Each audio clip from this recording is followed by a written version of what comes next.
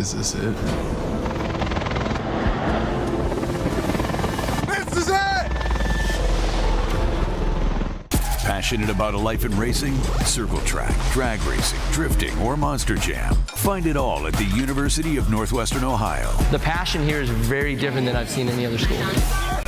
You guys set them up very, very well to succeed and to win in a big-time way. The fact there's a school you can go to for racing is just a little bit insane, but it's very cool because it gives kids like me the opportunity to chase that dream. See where your future can take you with a high-performance motorsports degree from the University of Northwestern Ohio. If this is your idea of ladylike,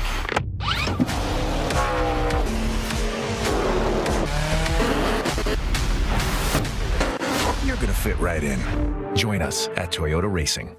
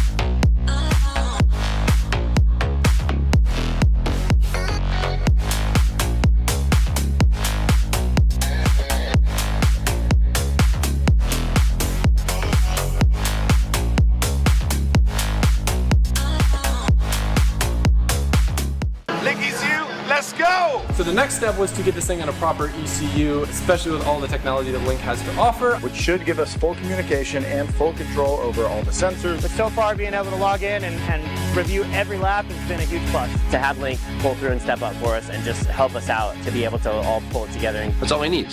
Simple, cheap, easy, works, good ECU, weatherproof. It's got enough IOs too, like we're doing tons of stuff. Oil, fuel pressure, boost control. All those features I have thanks to the Link ECU.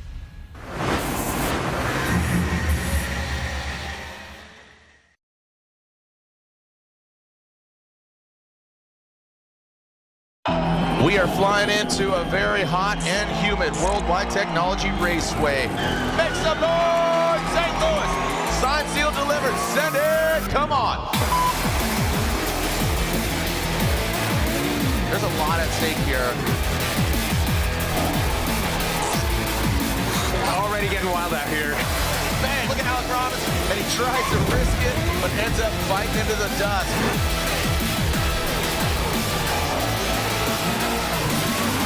Look at this, the lights are on. This is round 5 of the Formula Drift Pro Championship. Sorensen gets a little too aggressive, bites off more than he can chew. Look at the proximity from Odie Bakshi. Come on, boys, let's get a winner. Odie Bakshi gets the win. Set it. We'll see you online, or we'll see you another time. See ya. Welcome to St. Louis, technically Worldwide Technology Raceway. This is round 3 of the Link Engine Management ProSpec Championship. We deem this Crossroads. It's the gateway to the west, and it's the gateway to a 2024 Link Engine Management ProSpec Championship. 4 stops in total. This is stop 3 of 4. One more stop to crown a champion overall. I'm Jared Dienda, joining me up here in the booth, coming from the start line, now up here to the box. Making it modular, originally from Wisconsin, now living in Arizona, a proud dad, husband, and a proud announcer, Mr. Matt Sopa. Matt, how we doing? Thanks, Jared. I'm doing great. We can't complain about the weather this time in St. Louis, and we've been seeing a lot of progression in the driving today. I'm just really pumped to see how this bracket's going to turn out. Yeah, we got a lot of, like I always call that the sleeper cells, but we also have people coming in their own, like Amanda Sorensen's seems like she's having a lot more fun, and it's showing in her driving. Well, it's crazy once you see that shift or that switch turn on of, and she said it perfectly, and you know, there's a great video that's out right now at Formula Drift Moments about women in motorsports. Lorette Nichols actually going to join me up here. You're going to step out. We're going to bring her in, but she's going to join me up here in the booth, which we haven't done a play-by-play in FD. I don't think so, if I can recall, but you see that switch turn on. on. And that's where Amanda was like, I'm having fun.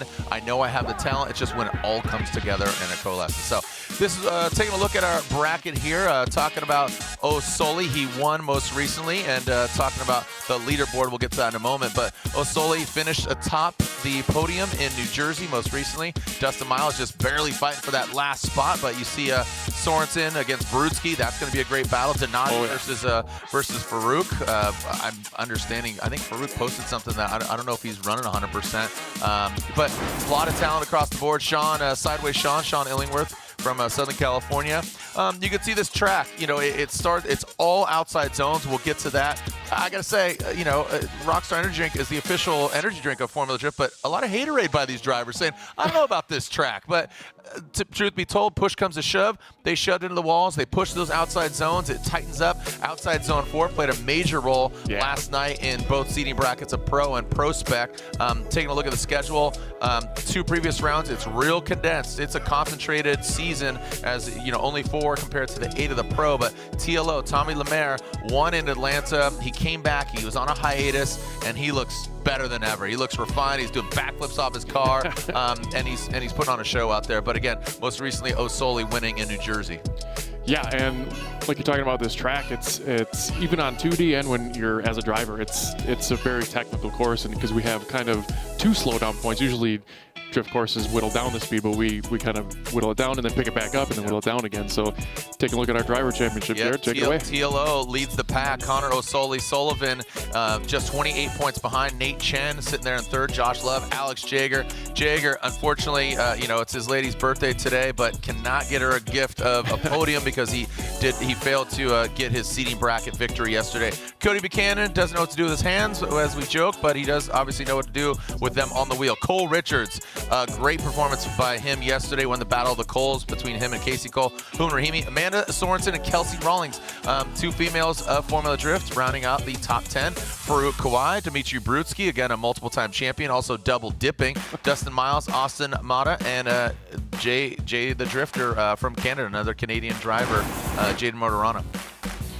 So taking a look, you can see the arch there just in the background. I mean, you know, as the crow flies, shoot, a few minutes, but I mean, it's literally less than 10 minutes away. Got an opportunity to cruise around the local area and had a great time. We shot another episode of Send It, just showing kind of the car culture, things around here, what's going on, but more about the track and what the vibe is. I'll tell you what, temperatures are ideal. Previous rounds here, we've seen crazy weather, easy up being flipped, awnings going that way, all these things, but we have ideal weather, about 83 degrees.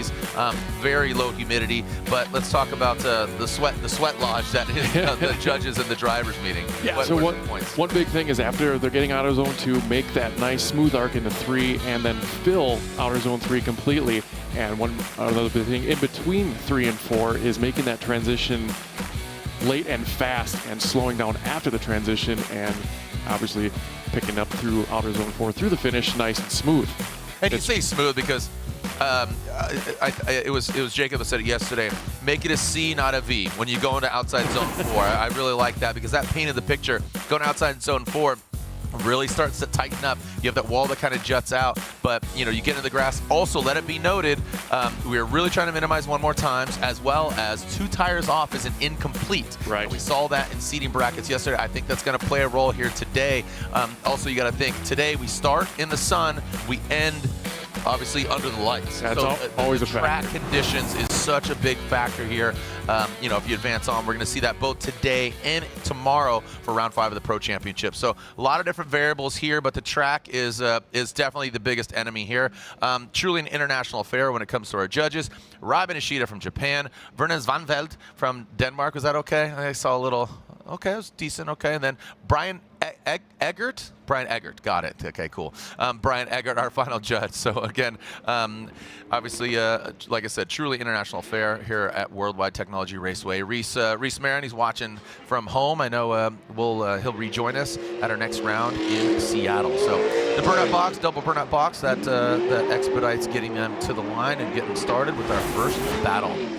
Place your bets. Place your bets. Bet now. Go ahead and scan the QR code. NXT bets. Scan, and if your driver wins, you win. So check it out. I don't see why not. If you're investing in Formula Drift, why not literally invest a little bit of money and place your bets here. Scan to sign up. Man, who you betting on here? So for the first battle, I mean, you got O'Sully, who's riding high. Dustin Miles, you know, he fought for his win yesterday.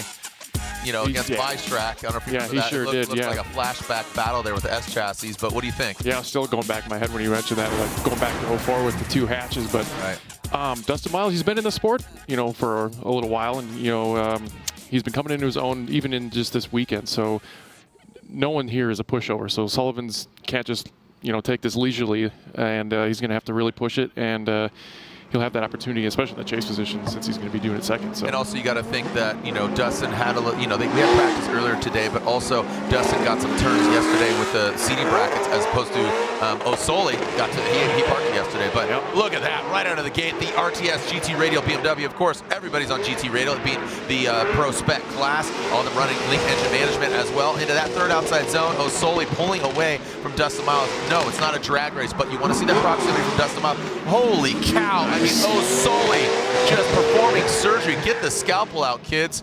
Wow, that was absolutely clinical out of the gate from our most recent winner from New Jersey. Yeah, I don't think there was a tire width in between any of the outside zone perimeter here. Look at this. Sullivan coming right out of the gate, kind of leaving Dustin Miles in his dust tracks here as we freeze a couple frames before getting in outer zone 1. Getting real nice and personal with that wall there in outer zone 1 in addition this year, and he's filling outer zone 2. Miles sacrificing a lot of line, a little bit of angle there, but O'Sullivan completely filling outer zone 3, doing a really good job here of getting in outer zone 4 early and completely filling that arc, drawing a nice smooth circle out of the finish line, and Miles just kind of playing the game of catch up there through the entirety of the run. So he's really going to have to put the pressure on O'Sullivan in the chase position to make a stake here. Well, I'll tell you what, Miles has got O'Sully in his rear view mirror, and again, styles from Miles. No, I felt you. I was picking up where you're putting down. But now with him being out front, like I said, he's got to be riding high right now. Max hits the button. Once they extinguish the lights on, you can see the gantry there. They extinguish. It's go time. All right, out of the gate, through that start chicane. Here goes Miles. The RTS BMW slides into position there. Miles, good placement of the vehicle, fills that outside zone 1. In outside zone 2, really, oh man, that was a really aggressive arc there. Very good and fluid there. Dustin looks like he's putting the car in the right place as well. Now, in that last outside zone, where's Sully going? Oh, the hatch opens up on Dustin Miles' vehicle. I believe that could have been due to contact. Right, so, you know, that's where, you know, when it comes to rules like hood, hatch, door, something opens kind of independently, but obviously with that contact, I believe we'll run it back, but it seemed that he hit the wall pretty hard and it's going to pop it up. Right, and granted, we do have an incomplete run, but I believe the judges are going to look at that as faulting on Miles, but that's not an official call here. Let's take a look at Miles' leading O'Connor into the outer zone 1 there. He was nice and deep. He had a really good showing here in outer zone 2. He actually almost had 2 tires off there. I see one of the judges kind of point at that in the replay as well. Good smooth arc by Miles, kind of take a little angle there, but Sullivan still sticking it right there with him as he transitioned to 4. He was doing his job. Miles did slow down there because of the contact. I think Sullivan almost like put him back on the right trajectory there, but we're going to have to take a look at that. They're definitely going to be deliberating that pretty closely. Yeah, I don't. You know, yesterday there was something that came up. I'm trying to recall. And Havoc. Yes, thank you. Perfect. great pull. Yeah, it was Root going into the first outside zone, and he really got up there, but it didn't affect his line. And I don't think Dustin was really affected, or his line was off. But walk us through here again. Yeah, so got a little different perspective here from I believe Justin Smash here, and you can see Sullivan just pouring on the pressure here. Great run here, and then I think Miles' transition was just a touch too late. You can see contact there, hatch opens up, he does a slow down in the middle of the zone, and then Sullivan really had nowhere to go there. So you're saying going from outside zone 3 to 4, or you're saying just after the contact, right in the beginning of 4 when Miles made that contact, and then after that he kind of slowed down in the middle of the zone. But watch how shallow O'Sully is. He wasn't even part of outside zone 4. Well, focus on. He was like way shallow over here. So okay. Yeah, I mean, obviously just analyzing, I could see the judges are taking a look at it here once again. You know, Dustin did get in the wall. I'm definitely again all the different perspectives. So that's, yeah, I definitely get, well,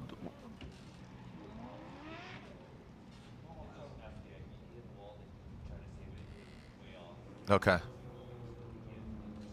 Yeah, okay. So, yeah, drift puns aside, we're not going to let that slide, Robbie says, is him hitting the wall and then slowing down is kind of what I saw. And, yeah. No, and again, I was looking, you know, hitting the wall. He did screw up some speed, excuse me. But also O'Sullivan took that shallower line. So let's make it official. Slide left for O'Sullivan, right for Dustin Miles. And it looks like O'Sullivan gets the win. So again, our winner in New Jersey, he continues his success here. Hey, Robbie, throw on your headset there real quick and just elaborate on that, because again, I was looking at Dustin. You know, yesterday Root got into the wall. So you're saying that Dustin, when he hit that wall and got the contact, it scrubbed way too much speed? So as a lead driver, he was off throttle too long through outside zone 4, so that could have pretty much caused the chase driver to, you know, have nowhere to go. But also he reverted to the first run because Edgar just brought up as well that if that was a shared fault there where O'Sullivan was also on a shallower line, we would have to go back to the first run. And watching the first run, O'Sullivan run was better than Miles. So either or, O'Sullivan's going to get the win. Yeah. So who was at fault for contact there? Let's put a fault on it. It might be a shared fault. Yeah. All right. Thank you so much. All right. So again, Yeah, you were talking about Farouk earlier, and looking at what we got going on in the start line, it looks like Jeff Donati's going to get a bye run here. Yeah. But, so that's what I was just saying is Farouk Kawhi. He's like, I hate to make this post, but this is what I got to do. And he wanted to thank obviously his whole team. But Jeff Donati, he came to party at Coilover Depot, Drift Indy, GT Radial, the Pink Pig BMW. So he says unbelievably, the passion that everyone put into our Ineos Oil Dev Speed Motorsports S14 to get back on track. Thank you to his team, Zach, Brad, Kirsten, everybody, Justin, Just Racing 702. But unfortunately, Farouk Kawhi couldn't get his car back together. So Jeff Donati gets the victory, gets a bye run there. Donati advances on.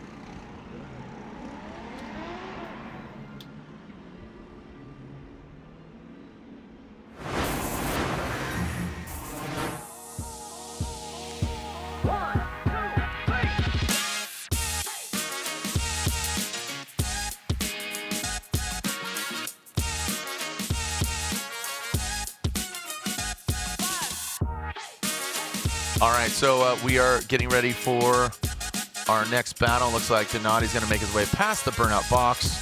And coming here is Corey Taska and Ricky Hoffman. Taska and Hoffman. We did not see Corey yesterday. He finished 8th overall in New Jersey, so he was locked and loaded with one of the top 16 spots. We take the top 16 from the previous round and then backfill with the remaining 16 drivers in seeding brackets. In pro, it's take the top 24 finishing of the previous round, and then we backfill with the other 8 in our seeding brackets. Here we are, our third battle of our GT Radial top 32 battles. And we are ready to send cars. GT Radial, the official tire of the PROSPEC Championship. Taska, good clean start. Boom. Initiate for the Yellow Speed Racing BMW. The E30 now coming into, E36, into that second outside. So, and a spin by Ricky Hoffman. And that was absolutely independent. He was back there quite a bit. Taska does need to continue on because he is the lead car. As long as he keeps it sideways and doesn't loop it, he is all good. He is golden girls. Blanche Devereaux called. She wants her Yellow Speed Racing coilovers back. So a good run there from Corey Taska. Ricky Hoffman spins out. That'll be a major deficit for him. Yeah, there's only so much you can do on the lead position when we switch around here in reverse roles. But let's take a look at that run and see if we can deduce what happened to Ricky. So here's Taska doing a little flick in there. Now there's one that felt like he could have been a little deeper as the true serum is out. And Ricky probably trying to just catch up, overcooked it. I don't know. Yeah, something caught there that he wasn't at a whole lot of angle to begin with, and then it just all of a sudden snapped around on him. So, and here's Taska filling out. There's a good, like you said, textbook outer zone 4 fill there. He finished it out beautifully. I really like that. All right. As we are now pulling back to the line, Ricky really needs to put down a heater of a run out front with Taska in the chase position. We'll see if Taska's, lack of driving yesterday will help or hurt him. But got to be feeling confident again after finishing 8th overall in New Jersey. Yeah, a couple 2J cars, just different chassis, non-stop tuning with Ricky. And yeah, Taska's got a good crew behind him taking good notes. I was just talking to his spotter actually before or during practice, so yeah. All right, here we go. As Ricky Hoffman got a clean start, Taska pacing him into that first outside zone. Ricky way aggressive on the initiation. Taska, this is again, doesn't need to really outkick his coverage here. Just needs to keep it clean, keep it sterile, and he's going to get the victory. Ricky Hoffman definitely needs to kind of force an error in Corey Taska in that last outside zone. That outside zone 4. Nice. And it looks like, yeah, well done. Did everything that he needed to do, ticking the boxes there for Taska. I'd almost like to talk to Ricky, see what happened on that chase run, because that's kind of uncharacteristic here. But like, look at this aggressiveness. It was a straight up initiation, but he poured on the angle right away. And Taska staying right there, putting the pressure on, doing his due diligence, kind of keeping his temperament, not, you know, forcing himself to make any mistakes as Ricky gets into the outer zone 2, feels it nice, and Taska staying right there with him, doing a great job of mimicking and getting right inside that pocket in outer zone 4. That's probably the most difficult part in the chase position with this course, is that last portion of outer zone 4, and Taska did a great job there following Ricky through the finish line. All right, let's make it official. Slide him left. And Corey Taska gets the victory. Ricky Hoffman is knocked out.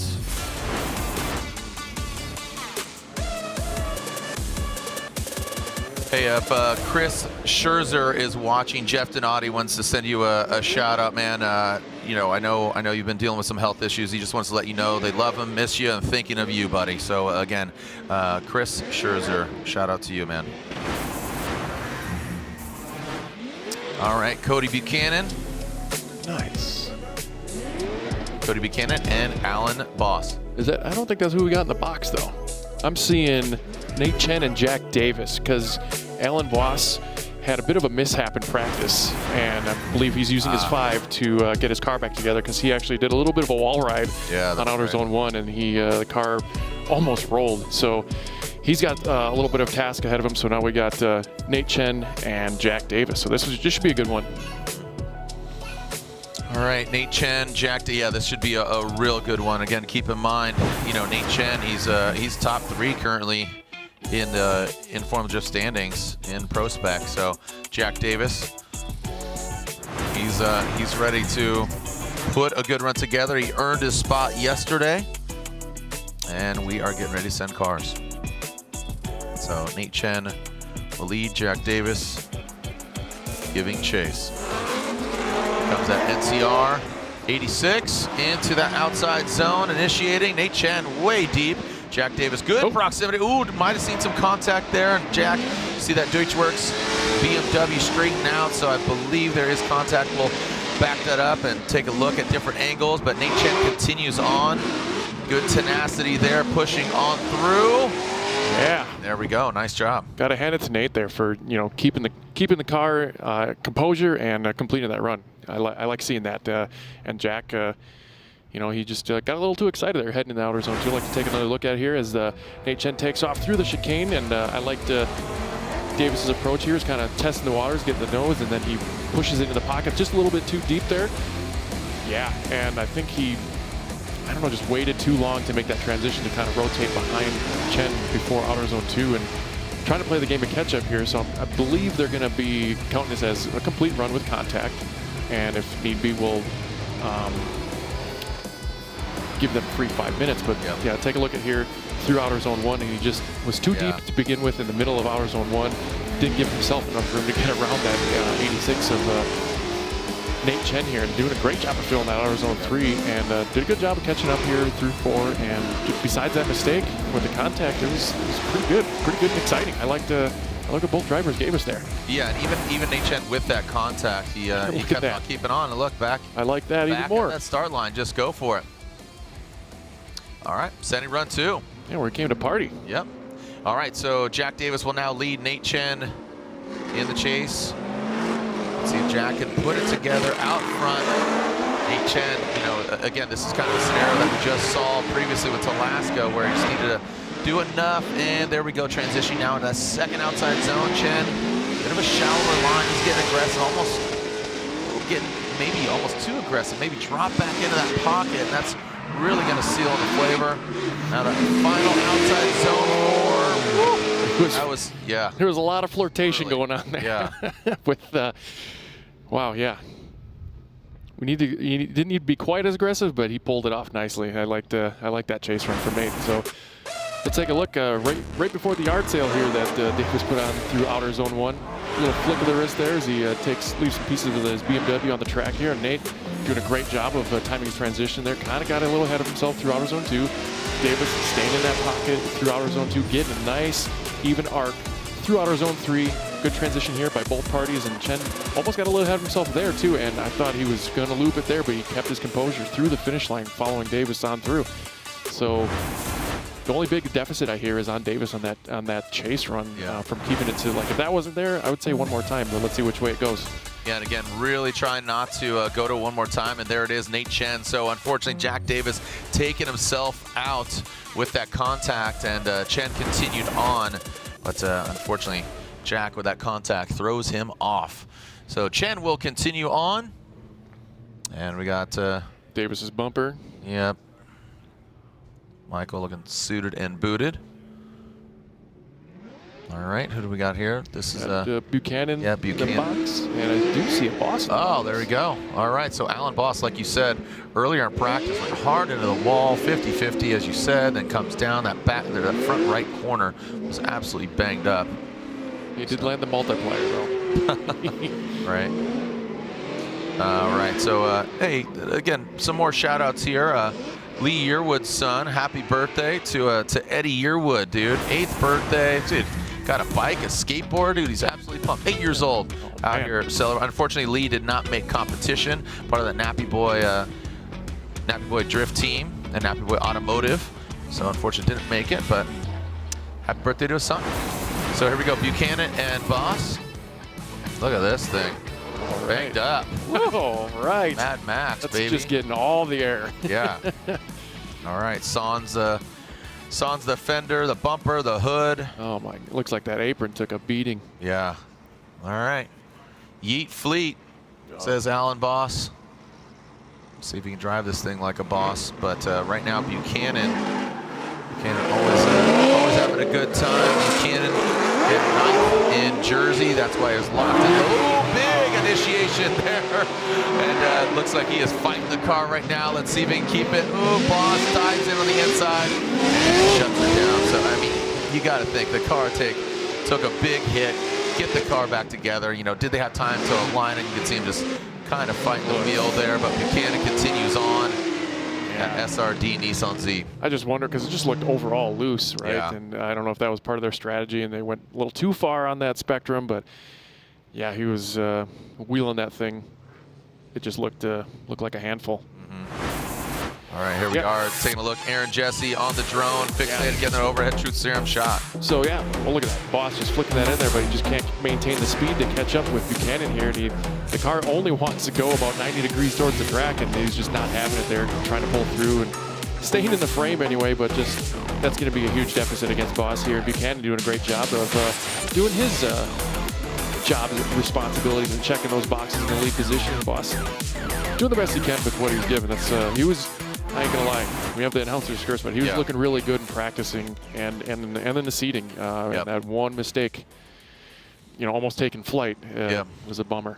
Yeah, that's definitely gonna hurt him, but he's gonna fight for it. So now here he is. He's gonna be out front. Now, if you're Cody Buchanan, going off of what just happened here, you kind of want to potentially tread lightly. You saw the thing grip up, shoot on the inside, but now it looks like a lot more comfortable out front.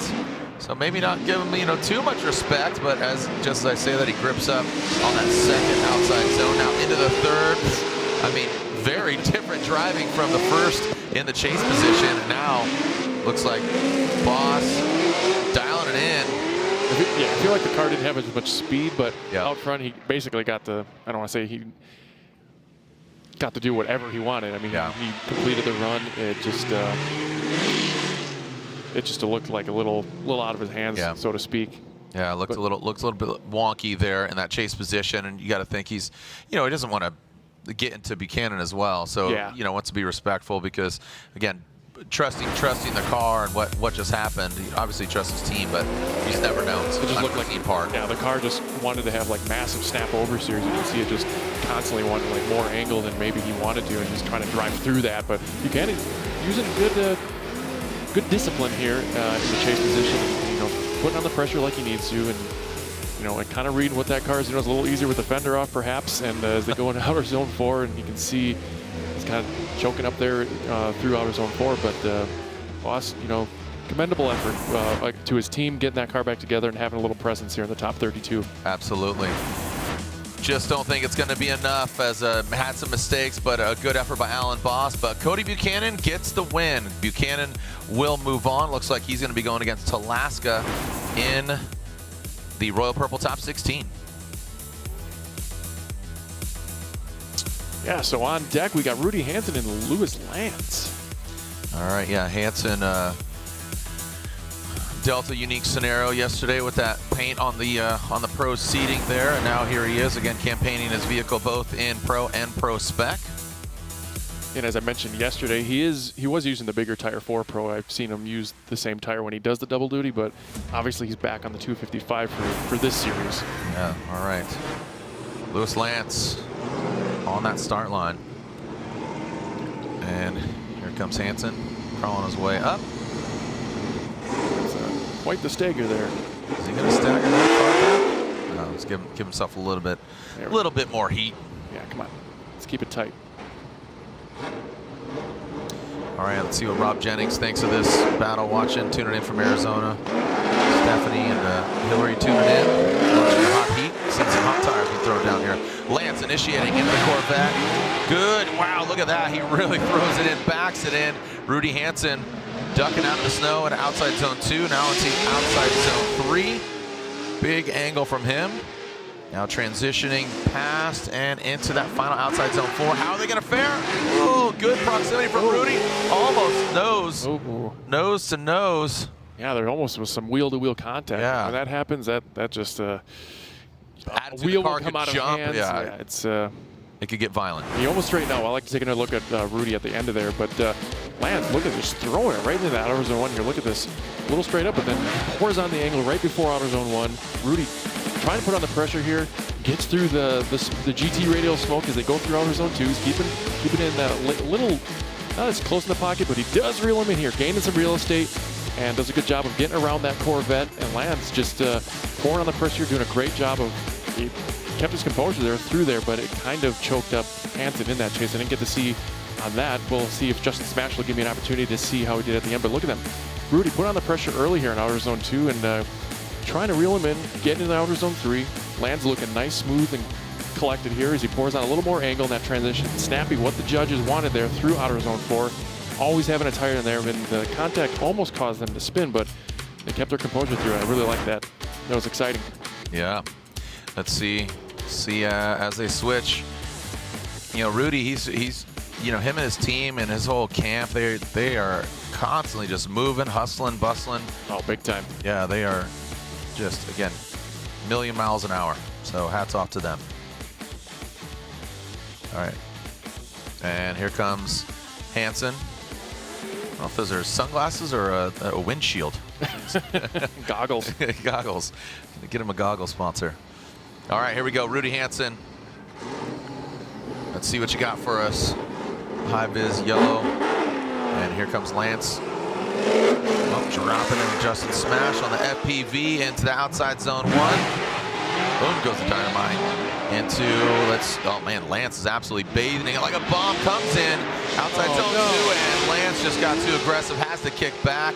And if Hansen keeps this together, this could be an easy victory for Hansen in that lead position on the second portion of this battle. Woo! Both those guys shredding their back bumpers on that tire wall, and that definitely flirting with those tires. And you can see grew a tail there.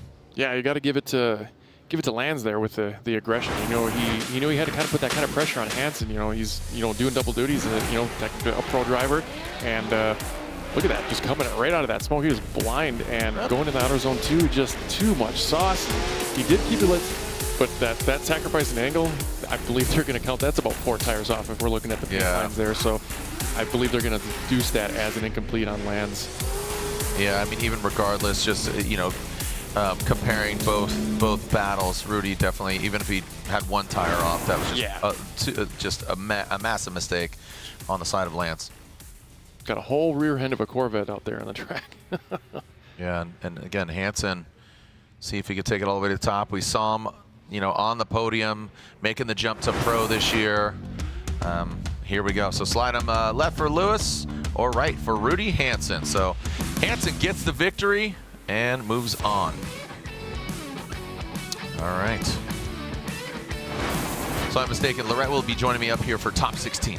So she's going to be sticking around for 32. So, or she's going to be, I believe she's going on, she's streaming some things live. So I believe on IG. So be sure to check that out. And here's how the bracket is shaping up. You can see more than a quarter of the way through. You can see O'Soli versus Donati. That should be a great battle. Taska versus Buchanan, Nate Chen, and Rudy Hansen. Yeah, definitely some real barn burners coming in the top 16 so far. Barn burning. Again, here's one of your old-timey sayings. I've not seen a barn yet today, and I've been around. Really, we're in the Midwest. They should be everywhere. I did not see it. I went to Coreyville or somewhere. Largest ketchup bottle. What is it? Collinsville. I said it earlier and I just forgot. Collinsville. Largest ketchup bottle in the country is here. How big? It's pretty large. The largest. I'm a ketchup on eggs guy, by the way. Are you ketchup on eggs guy? I was when I was a child. Wow. All right. Yeah, all right. Well, here we go. Yeah. All right, here's your caviar. Shut up. Here we go. Josh Love and looking at Cole Richards. Josh Love and his BMW transitioning out in that second outside zone. And Cole Richards, that CoraWorks 86 BRZ. And look at Josh Love absolutely putting it on down right now. Again, the white with the purple, the black with the purple regardless. Smoky all over into that final outside zone. Yeah, that's exactly what I anticipated with these guys. No holds barred, going for it, big angle, big attitude. Let's watch it again. Yeah, there's like no big corrections. Everything was smooth. Everyone was doing exactly what they needed to do. Cole Richards putting on the pressure straight away here as we go through outer zone 1. He could have been a little closer, but he does a good job of mimicking that transition. Josh Love really pouring on the angle there, going through outer zone 2. Richards playing a game of catch up, and he does it completely. He's just successing into there, making that transition. Here we go. Outer zone 4. Richards pouring on the door of Josh Love there as they get through the finish line. And I don't know if you heard yourself. You don't put ketchup on your eggs, but you put ketchup on that run. That's the most hated condiment in Formula Drift. Is ketchup. Is it? Yeah. Oh, Yeah. I didn't know Gotta that. play ketchup. Since when? Oh, okay. No mustard. But these guys definitely. You got me. You got me. There Yeah. we go. You're stunned. But look at Cole Richards. His driving yesterday, him and Casey Cole, that was a battle, like you said. You hate to see somebody, of that caliber and just an opportunity. But, Cole Richards is putting together. He really made a lot of noise last year. He comes to us from Florida, and CoraWorks operates his vehicle or sponsors him. But he, like I said, he's got a lot of talent. And Josh Love, just big personality, big love for him. I'm expecting to watch Cole Richards. I really think he's going to open up a can of worms. Watch this. He's got the can opener. That is obviously that LS supercharged. Ooh, there we go into that first outside zone. Let's transition now in the second outside zone. You see Cole Richards. Now Josh Love loves to see the door of Cole Richards in that third outside zone. Both of them filling it. Good mimicking of the angle there by Josh Love. How are they going to handle last outside zone? Barely a kiss of the 86 and Josh Love. Perfect formation. Looking like the Blue Angels there. Really, really well done. Or the Thunderbirds, United States Air Force. Let's go that route because they're the sponsor. So looking like the United States Air Force Thunderbirds in formation. Yeah, that last half of that chase run, Josh really put on the pressure. I think he edged Cole Richards' chase run on the back half there. Look at that flick of Richards going to the outer zone 1. I feel like Josh kind of mistimed his transition here, getting lost in the smoke, got ahead of himself in that pocket, but he puts it back in formation here, getting into outer zone 3 as Richards just pouring out all these GT Radial smoke. Josh Love still pushing into that pocket. And here we go. This is where it got exciting here as he pushes onto that CoraWorks door and makes a little bit of contact and makes it super exciting to watch there. That was a really good job on both parties there. Absolutely. Judge has got a real hard choice to make here. Yeah, this is a good one right in top 32, and again, Cole Richards really good. lead run. Josh Love, like I said, the formation, just you see him just dip right into the pocket. Here's our BC Racing side by side. This is going to be hard. Yeah, I like the style of Richards in the. I'll give him that in the lead position, getting in there, and also Richards' transition here was a little more cleaner as Josh had to pull back a little bit. Richards just kind of reeled him in with a little more temperament as they get through outer zone 3, and you can see him kind of mimicking a little bit better here. Josh was a little late to the party versus Richards, but then Josh made it more exciting towards the end of 4, keeping that pressure on. Yeah, again, you were kind of talking about leads, and then towards the latter portion, it was more about the chase. Yeah, it was like there's a lot of give and take here, and you know, we're allowed to do one more time today, even though we're. Yeah, kind of forcing it, but this is the I kind don't want to. You know? Well, we don't want to reward a one more time, and I say reward because that is a bit of a gift. It's a second chance. Yeah. To make a first impression, and basically, you know, we try to minimize them just because, again, we don't want to say like, oh, that was both crappy runs, so let's run them again. Right. No, that's not the case, and I think that's going to be Survey the case says. here. Absolutely, absolutely justifiable. Really, again, splitting those hairs. So Josh Love, Cole Richards, and I think it's absolutely justifiable there. So both really good runs. We want to reward good runs, close runs, and that's what we saw there. That was evident. Yeah, I'll agree with that. As opposed to like sometimes you're like, oh, he messed up here, they messed up. They were both bad runs, so let's see him run again. Nah, there was nothing bad about either of those runs. No, that was great. All right, Chris Leonard, Justin Chestnut. Leonard piling that Ford Mustang, Chestnut in the BMW. Again, Leonard. You see both of them in an alley? What are you doing, Jerry? I'm going the other way. You're going the other way? Look like Rocksteady and Bebop from Ninja Turtles. That is, oh my goodness. That is it. Was that it? That was it. Yeah. All right. Well, let's see which one's going to be coming out on top and be the shredder. No pun intended. Or literally no pun intended. Here we go. Leonard out front. Big, nasty snap there from Leonard in that Mustang. Now into that. So, buddy. Oh, that almost snapped back into that wall. That could have been very bad for Leonard. Now I mean, look at that bumper just absorbing the K-rail there into that last outside zone. Chestnut, he comes up very shallow now, tries to get deep. Again, some mistakes on either side. Leonard that, again, kind of almost straightened and then reinitiated into that second outside zone, but I'm glad he saved it. Yeah, one thing I just happened to see there right before the zone, you see the left foot braking here. I'll try and note it here when we go through here, but look at this aggression of this Mustang. You know, leaving about a bus length on Chestnut there. Could have filled the zone a little later, and I think that's where kind of Chestnut got a little confused, but he did a little straight in there, big correction, pours on the angle, gives the opportunity to Chestnut to kind of reel him back in. Doing a great job through outer zone 3. A nice snappy transition by Leonard there as we go. It could have been deeper in 4 and kind of choked up Chestnut. Not saying that it was Leonard's fault that he was choked up there, but I think he could have put it back in the pocket and not sacrifice so much line there. What I think is going to happen here is, again, Chestnut was, as you said, that bus length between him on initiation and really didn't reap the rewards of the mistakes by Leonard. He could have, you know, dropped in, gotten to the outside zone, and he just kept the same distance between them, even though Leonard had those mistakes. And, you know, they were, you know, they weren't massive mistakes. They were mistakes, but you need to kind of really take advantage of those mistakes that Leonard had up front. So let's see what Chestnut's got. Now he's got the clean air. Oh, what happened there? Shut her down. Oh, it's a restart. All right, it's a restart. So apologize there, but and shut her down rightfully so. It is a restart, and it looks like a cone was hit. I'm seeing a cone down. Got a cone down. Chicane. All right. So Chestnut back up to the lead, and Leonard in the chase position.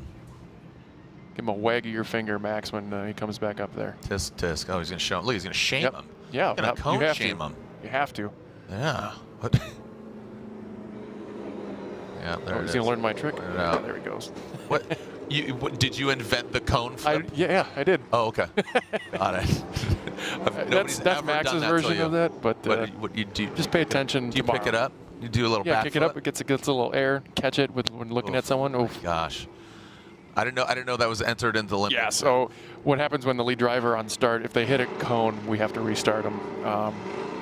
Get them back to the start line if they are sleeping at the line more than 2 seconds after the lights extinguish, or if they jump the lights before they extinguish, we got to do a restart. And those are strikes. 3 strikes, you're out. So no restart. All right, here we go. So it looks like we got a clean start. Speaking of which, Chestnut now out front, and he does get his access into the outside zone too. Leonard is taking the fast pass there, HOV lane on the inside, and Chestnut fills all of outside zone 3, passing, and Leonard goes again on the inside. Chestnut, oh buddy, these guys are just making me nervous on that initiation. Again, that V to a C, as Jacob said yesterday, it really stands out in my mind. You really want to sweep in and maybe tap that bumper, but don't let it disrupt your line. And Chestnut getting a little flirting with the coming to a halt. I feel like, yeah, that outer zone 4, which we'll get to, has been like a kind of an Achilles heel with some people. But look at Leonard. Again, he's kind of a bus link behind here on Chestnut here, but he tries to take, he's sacrificing way too much angle here, or line, trying to catch up to Chestnut, and does a good job getting his proximity back. Left foot braking from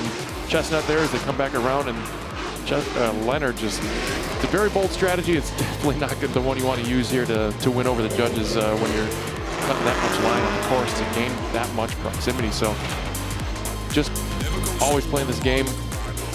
Catch up here with Leonard, and not sure what happened there, if he got lost in smoke or what, but Chestnut keeping his composure out front.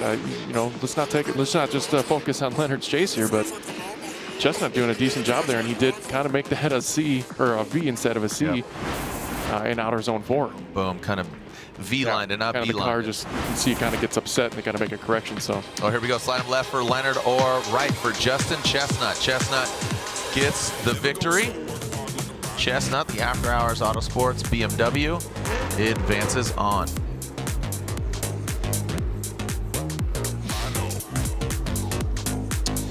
All right, so again, we do have one more time of Love and Cole Richards, but looks like pulling to the line. Oh, this is a great battle here. You know, multiple-time PROSPEC champion, double-dipping pro and PROSPEC, Dimitri Brutskiy. But here's Amanda Sorensen, and she will lead first, being the first ever female to podium in Formula Drift. Congratulations to her, and probably the best hair whip in all of the paddock area. And I saw Brandon was trying to attempt it, just needs to grow the locks a little bit longer. He put up a photo. You going for that title too? Oh, dude, I'm shake it out. Shake it off, baby. Here we go. Amanda Sorensen, United States Air Force, BMW out front. Dimitri Brutskiy in the chase position. Amanda Sorensen shredding some of that back bumper off like a cheese grater in that second outside zone. Dimitri Brutskiy keeping the composure. Good composure by Amanda Sorensen out front. Brutskiy into in that final outside zone. What does Amanda Sorensen do? Ooh, Brutskiy comes up short. Amanda does fill the outside zone. You saw, look at Brutskiy, looked like he was a little bit shallow, and then he just dove in deeper and deeper. This is, I mean, again, just it seems like a different Amanda from round 1 to now here at round 3. Just look at that, was probably one of the best lead runs we've had so far in our top 32, and look at that, just filling out every zone. Very minimal corrections. I can't even point one out. It could have been a little deeper there, I guess, but she made it look really good here. And Brutskiy making a little corrections here and there. You can see him trying to get up and close and personal to her door. She could have been a little snappier there, but I mean, the car just, it drew a nice, decent arc there through outer zone 4. I really like what she put down there. And Brutskiy, like you said, kind of stalled out there a little bit in outer zone 4, taken from Justin Smash here as we get in there. Brutskiy trying to match the angle of Amanda as they get around here through outer zone 2 and try to pour on that GT radial smoke as Amanda makes a nice smooth curve, entering into outer zone 3, leaves where she needs to, and does that transition really well into outer zone 4. And Brutskiy taking a little chunk shortcut there, getting through outer zone 4. That's going to be a deduction on his part. All right, here we go with the second half of this battle. Again, Amanda Sorensen making some history in New Jersey, first ever female, and now here she is going against a multiple-time champion of Dimitri Brutskiy in PROSPEC. So, but here we go. So, all right, so Brutskiy out front, Amanda Sorensen in the chase position, initiating into that first outside. So Brutskiy taps hard. Oh, gets a little. Oh, it gets a little. Oh, we're back. Yeah, that back right is deep-beated. Goes into the wall. Contact is made. Oh, that is a big hit and a big blow for Brutskiy out front. That's going to pretty much take him out. We'll make it official going to the judges, but you called it right out of the gate. That was a big, solid hit. Yeah, I wonder if that DB'd, I couldn't quite see it live there, if the contact was made on the outer zone 1 wall or not. That caused a DB'd, or it was just a lower pressure thing. But let's take another look at it here and see what we got going on. You're just saying if the DB happened and it caused the wall hit, or if it was like the wall hit caused the DB? Yeah, yeah. I want to see why that happened, because that was very odd. Yeah, like the wheel broke and then the tire just kind of obviously left the chat. All right, so BMW Pinatas here on course. Yeah, it looks like the wall contact caused the tire to debead, so it wasn't debead then wall hit. So, but we'll back it up. We'll take a look, and I mean this is a run 2 debead though, so it's like if this was run 2, then we'd probably look at it a little deeper. But let's see what happened here. Yep. All right. So overhead, true serum. Nope, we're going back to the live. So he's flicking it in there, slowing it down. Oh yeah, just a perfect storm of where that debead happened. So you couldn't have done that if you tried. If you wanted to change tires on track, that's what you did. But nice. So here we go. Brutskiy just throwing it in there, just a half a cup too hard, and that sealed his fate, I believe. Yeah, that's you know. Brutskiy took a big hit there. That's going to take him out. But this is a big victory for Amanda. And let's not take anything away from Amanda. She earned this victory. She had a great lead run. And unfortunately, Brutskiy taking himself out. Amanda Sorensen continuing on with this momentum, this pace. The hair whips are doing it. Whipping hair and whipping BMWs, baby. That's what she's doing. So we are halfway through officially our GT Radial Top 32. GT Radial, the official tire of the PROSPEC Championship. We'll be right back here at Worldwide Technology Raceway at round 3 of the Link Engine Management PROSPEC Championship.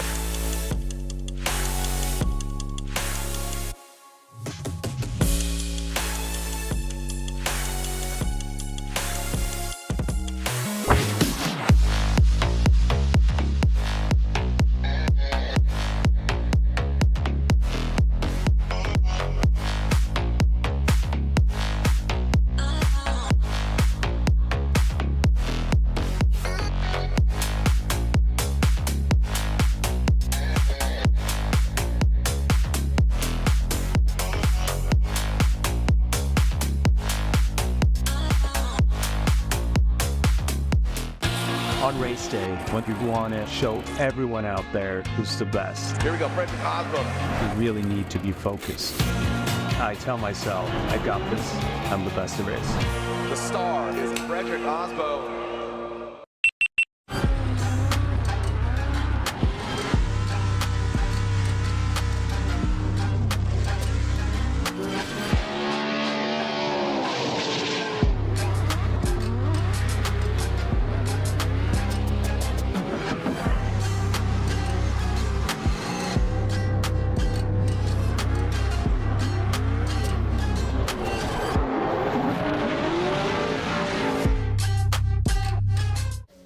Looking for what comes next, for that moment when everything finally... 1 minute!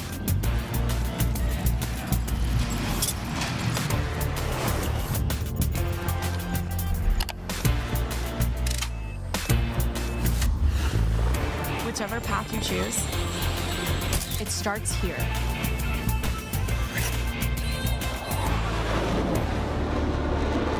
Max Gear is a high-performance synthetic gear oil designed to provide maximum protection to heavily loaded gears.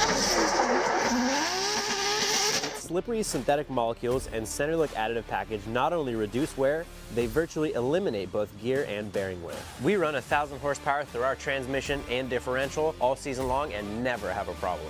Eliminate a variable. Drift with Royal Purple Max Gear. Pour purple, Royal Purple. You can find Max Gear at O'Reilly Auto Parts. NGK and NTK is more than just high ignitability spark plugs and precision sensors. They're about growing the car community. This is why they're introducing Shop Squad, an automotive meeting place for shop owners, service writers, technicians, students, and industry professionals to come together and share knowledge and encourage self-growth. Enrolling is free, and you have access to on-demand training, digital newsletters, product launch information, and more. Woo!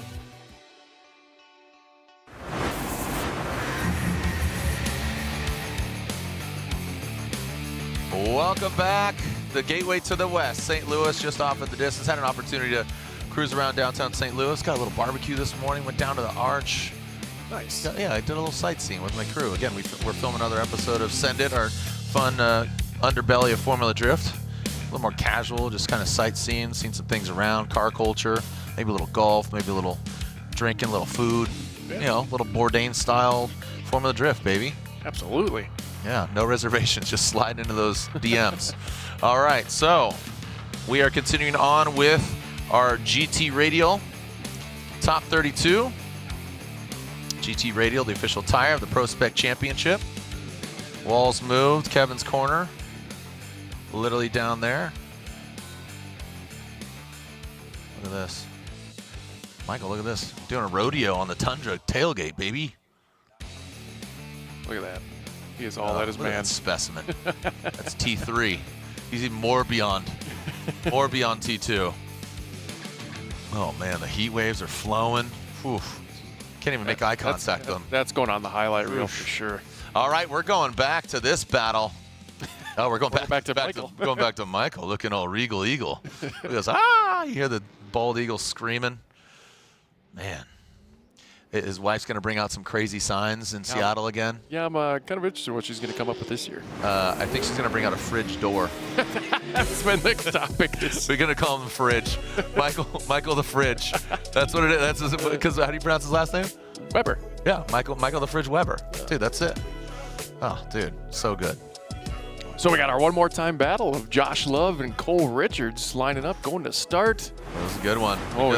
Again, forced the one more time. Two really good runs on either side of the lanes. Yeah. Both leading, both chasing. And I couldn't agree more. It was unanimous one more time. Again, we're really trying to minimize those one more times. Reward good runs. We're not going to be like, here's a participation trophy. Let's see that bad run again. And now, like, you think about the strategy. So, like, they both did really great jobs. Now, do you turn it up, do the same thing? Like, it's always a game of inches. Yeah, and this is I think this is where you kind of force a mistake. You don't overdrive right now. You just really got to go battle by battle. But here goes Love right out of it. Oh man, that big duck club back end goes right into that first outside zone. Cole Richards nose is in. Look at that, the filter almost going in his passenger door into that third outside zone. Staying on it, pin it to win it, zip tying that. Oh, tire gone.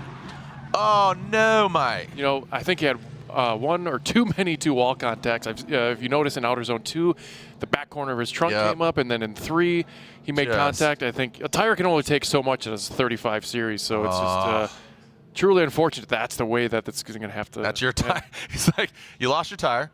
It's right there. Look, guys. I know we need to do tire changes, but just do it off track, okay? Oh man, that is wildly unfortunate. Again, a lot of these guys. What kind of tire pressures are they running? Dude, some of them are like in the single digits. Yeah, it's ridiculous. Uh-oh. Well, there we go. Smash. All right, overhead view. Yeah. So take a look at Love's run here. He was definitely going a couple few percent more than last time. There's one contact. Richards, don't take it away here. Look at it. Doing a phenomenal job of keeping it together. There's there. Contact 2. Coming into outer zone 3. Richards still applying the pressure. There's another contact. And that's all she wrote. There, the tire said, that's enough, Josh. I'm out. And that's going to seal his fate. He actually put a little dent in Richards' door there at the end after the finish line. So just a little too much. Yep. Too much sauce. Not enough ketchup. Yeah, so we already seen the one contact here. You'll see it a little better here, right where that trunklet popped up. That's our second time. Yep. And strike 3. And right there. Yep. Out. Oh yeah. It just opened it up and then exit stage left. You ever see that old video where the stock car reapplied its tire? The tire came off and then it. Well, that's happened in FD too.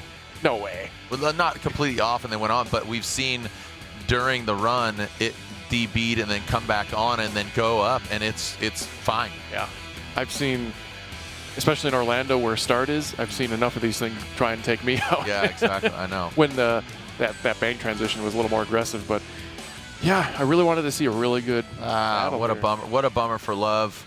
That's and with it DB'ing.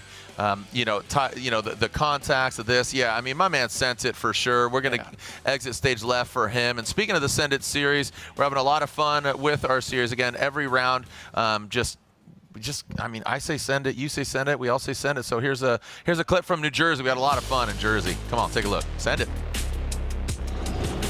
You know what's cool about Jersey is Jersey has like a really diverse car culture. To be quite honest, a lot of it's like Euro. Like German, Volkswagen, obviously progressed into Porsche, but you got your muscle cars, a lot of rotaries. here in Jersey and East Coast, but yo, and then you got sick Sylvias. Whoa, look at this guy.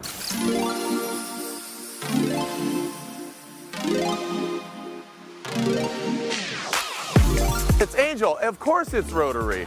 What did I say? The Jersey culture, baby. This is so sick. Thank you, man. This is Jersey in a car. That is like a calico cat, dude. Pretty much. Volkswagen, Tesla, wide body, caged. What?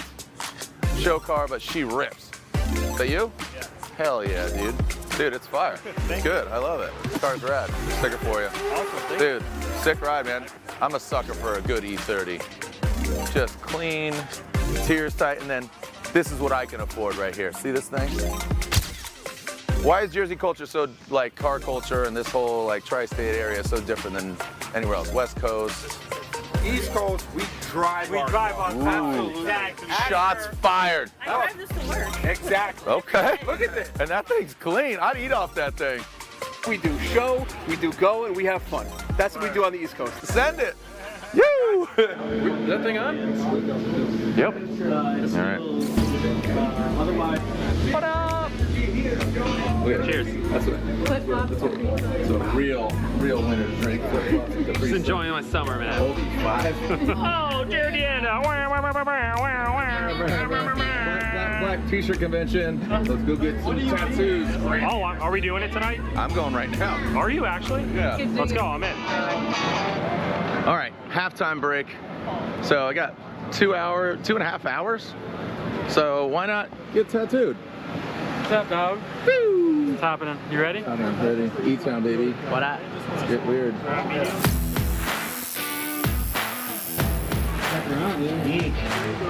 E-Town, it leaves memories. So why not commemorate it with the tattoo?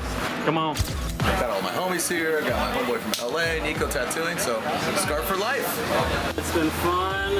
Everyone here at FD keeps me busy, and you know, a lot of tattooers don't like to be out of the shop or be out of the AC, but I think there's a lot better stories to be told outside of them.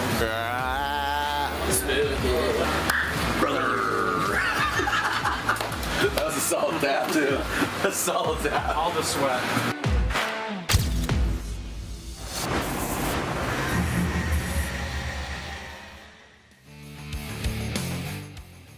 Licky's you, let's go! So the next step was to get this thing on a proper ECU, especially with all the technology that Link has to offer. Which should give us full communication and full control over all the sensors. But so far, being able to log in and review every lap has been a huge plus. To have Link pull through and step up for us and just help us out to be able to all pull it together. That's all we need.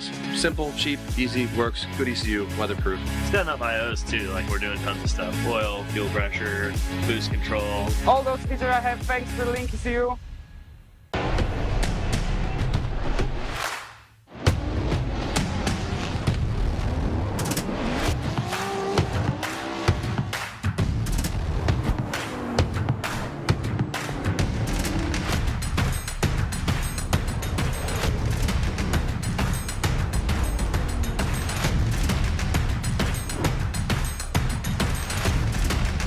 GT Radio. Experience ultra high performance. All right. Well, Ryan Sage and I are going to get our first tattoos here. Sorry to his mom and dad if they're watching. You know. We continue with the GT Radio Top 32. Shout out to my boy Nico Markovic. I found Neeks on IG. He works with Sean Illingworth and a bunch of other cats. So shout out to him. Oxford Circle Tattoo, LA. Go see him or see him somewhere around the world. Here we go. Let's move on to our next battle. Sam Magmoumi versus Margaritas Katsanidis. Man, this is a mouthful and this is a track full. Whoa, buddy. Easy. Oh, man, in that chase position. Looks like the LS doctor, the drift doctor, he's a little bit of a struggle bus right now, even though he's got all those doctorates. Into the second and now into that final outside zone. Here comes Magmoumi and brings it across. Sam, dude, he was doing a full engine teardown, like literally when I was getting that tattoo on that video. In Jersey? In Jersey, right next to me, dude. He was like doing a full engine teardown. And that's like what the artist said. He's like, yeah, there's so many better stories outside. Right. That's totally. proof right there. So Lot to unfold here as we take a look at Magmoumi out front, and Katsanidis put out the pressure in RZ1, but he just overcooked it there. And not quite 2 seconds, but that's going to be a big deficit there as he's taking a lot of chunk out of the course there to reel Magmoumi back as they go through outer zone 3, keeping the composure a little up front. Left foot braking from Sam there as we get through outer zone 4. And just trying to make up some more ground there and the run just in general as they go through the finish line. Let's take another look at it here from Justin Smash as they initiated outer zone 1. I know the car just the rear end just kind of washed out on him there, and he keeps it technically in drift according to the rules of keeping it out of it incomplete, but it's going to be a huge deficit against our LS Greek drift doctor here. Just all the PhDs in the MD land here as they come through the finish line. So let's see what he can do with some clean air out front in that BMW. All right, Margaritis Katsanidis is on the start line. Mr. Magmoumi will be chasing him down. So clean air out front. A more modern BMW. This is like a RCP battle right now again. Oh boy! What's going on here? So very similar there. That was he held it out there. Massive angle. And Sam looked like he beat it, but oh my gosh! So look at this. Boys. Yeah. The drift doctor continues on. I definitely want to run that back. On outside zone 1, he hung it out quite a bit, and there goes. I wonder if he's left tire. So if any obstacles were to cause that to beat, it would have been outer zone 2, but that's kind of a different wall where the tire wouldn't grab that low, or the wall wouldn't grab that low because it's more of a flat wall. Let's roll that tape back. All right, so Katsanidis out front, handbrake initiation. Magmoumi almost overcooking it here. Can't quite see through the GT Radial smoke on where this happened, where it kind of fell apart for him, but it was before outer zone 2, so I just wonder if it was a low pressure thing and the car was just had so much. This is going to show you, because here we are in the back. So ideally we see Sam's back left. Almost back right up, right. Smoke stopped there, and that's probably why you over-rotated, because the grip was lost. Yep. That's a bummer, because he had the needle was wavering towards him after that mistake from Katsanidis. So here we go, another look at it. Airforce.com replay. Right there. He hit the rumble. I think when he transitioned into the red and white, and we talked about that. And that's our grace period. Yeah. Yeah, so like you said, he kind of snapped back. But what's interesting here is the Greek doctor, his angle was really maxed out. So here, just watch. Okay. I'll just shut up, because I don't want to speculate or kind of over speculate, but watch this angle, because I think it was a perfect storm. Sam didn't have that right line, and this is really gonna defect back to the battle of the leads as opposed to the chase position. I agree. Yeah, this is definitely going to be lead versus lead, chase versus chase, and the chases were both not the prettiest. Yeah, we can get another run out of that. To beat it or not, right? No. Yep. So there's that back left. Got the tire on it, but see him running dual calipers. Yeah. So he's gonna. What is that? That's another Trapper Keeper livery. Okay. Not quite. Maybe kind of a old school Mountain Dew livery. There you go. Yeah, like an old Specialized stump jumper. That's what it looks like to me. Stump jumper. All right, waiting for this replay as we advance on here in our GT Radial Top 32. And again, everybody running the GT Radial, same size, same model, everything. So yeah, so what we want to focus here is on the leads here. So Magmoumi seemed to have a little more aggressive initiation, but Katsanidis poured on a lot more angle there. They both had a good, smooth transition into outer zone 2. And now Magmoumi on the left side left the chat there. A little left foot braking. So I feel like Katsanidis had a little more smoother action coming out of outer zone 3 and drew a little slightly better arc through outer zone 4. So that's, we're splitting hairs there if we're just going lead to lead. Yeah, and what I was going to speculate on there is, did Katsanidis kind of check up Magmoumi, and that didn't look like the case. Right. In that outside zone 1, because if you throw too much angle and you're hanging it out there, by no means did he park it, but did he throw too much angle at it and impede on the chase car of Sam? And that was not the case. Taking a look at it from that perspective in our BC Racing side by side. Okay, so again, verdicts are rolling in here from the judges. A little discussion, see what the verdict is. Making our way through, over halfway completed. And, okay. And here we are, Magmoumi and Katsanidis, and it looks like the LS Doctor, the Drift Doctor, is moving on. Unfortunately, Sam Magmoumi is knocked out, so Margaritas moves on into the top 16. Yeah, I have to agree with that call. Just slightly smoother. I mean, it was kind of like I said, splitting hairs a little bit on the lead, and I have to agree with the judges on that one.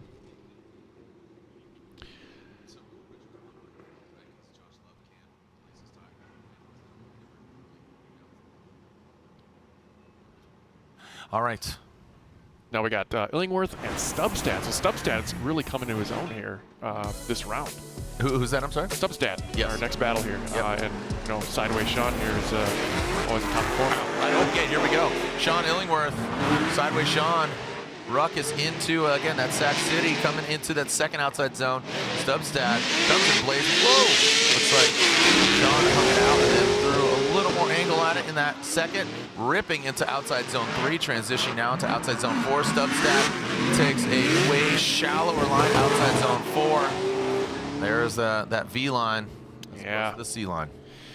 Yeah, I could just see Stubstad just grabbing a whole handful of that hydro there through to get that proximity in outer zone 4. But let's take another look at it here as Sean heads out in front and does a good little flick here. I like the style going into outer zone 1. Stubstad staying right there with him, putting the pressure on later in the zone, and does a good job transitioning here. You can kind of see Illingworth get a little piece of the wall there. I think that was why the car kind of got upset there, and Stubstad, this is kind of where his chase run fell apart here. He just did his transition way too late and was late to the party into outer zone 4. He's using all that handbrake to kind of catch up and get some proximity through 4 and keep the car in drift. And another look at it here through the eye in the sky, as you can see Illingworth just wheeling that thing, and here's the contact just a little bit to upset the car, and it kind of upset Stubstad in the chase position, but this will give us a little better view of where Stubstad was didn't anticipate that transition like he should, and it was a little too snappy. I think if he just did, that's the thing I've been seeing the trend.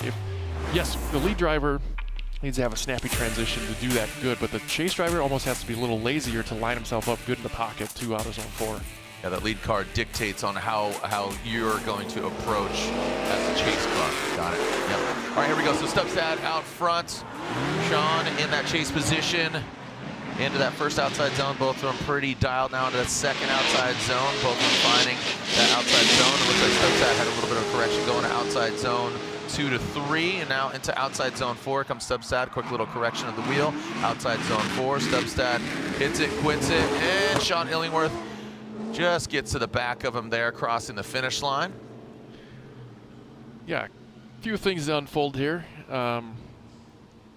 Yeah, we'll look at it in the replay here. What happened in outer zone 2 kind of fell apart for Stubstad here, but this is his first battle ever in FD here as he got into outer zone 1 here, and Sean doing a good job of mimicking that transition as they go into outer zone 2, and he kind of had a big correction there. He's almost had a trajectory going off course, but he kept it together. And Illingworth also doing a good job of keeping his composure in the chase position as he does a good job anticipating that transition, and Stubstad was late into outer zone 4, and Illingworth was doing a great job of continuing to apply the pressure despite the I don't know, less than stellar chase at the end there, so or lead run. So we can see again going into outer zone 2, Stubstad's kind of in the direction to go out and do some landscaping, but he makes the correction, and it's not as obvious, but we could definitely see the car had to change kind of a trajectory, make a little bit of a correction here. But Illingworth doing a good job of wheeling that thing in as well as he can for the lead that he was given.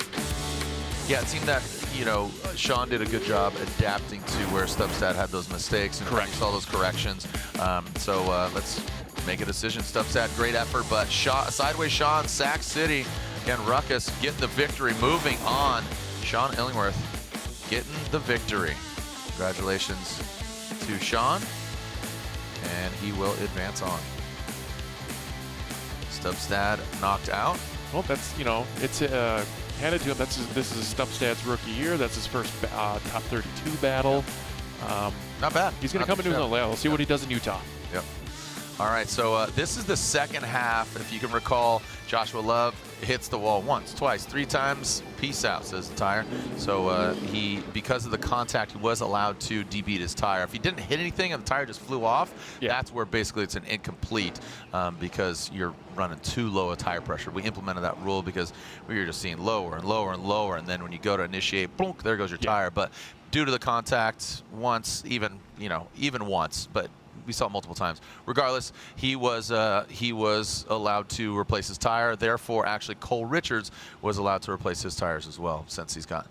So yeah, low tire pressure. You know, a lot of them are running low tire pressure, and why is that? Or it's still happening here and there, but what does that cause the tire to do? Well, it causes the tire to kind of fold over when the. But why are some people running such low tire? Oh, you get more grip that way. Yeah.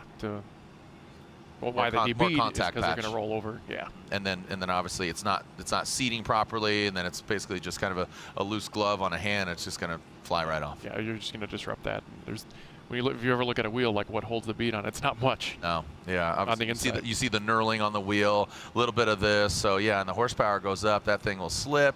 Again, slip, grip, all those things, and then you get that sideways bite. It's going to throw off. We're seeing Max have some words here with Joshua Love, and don't know. And here's the interesting thing is, Josh Love had to utilize the competition timeout. I believe so. In order to replace the tire. And finding out what's going on with Love.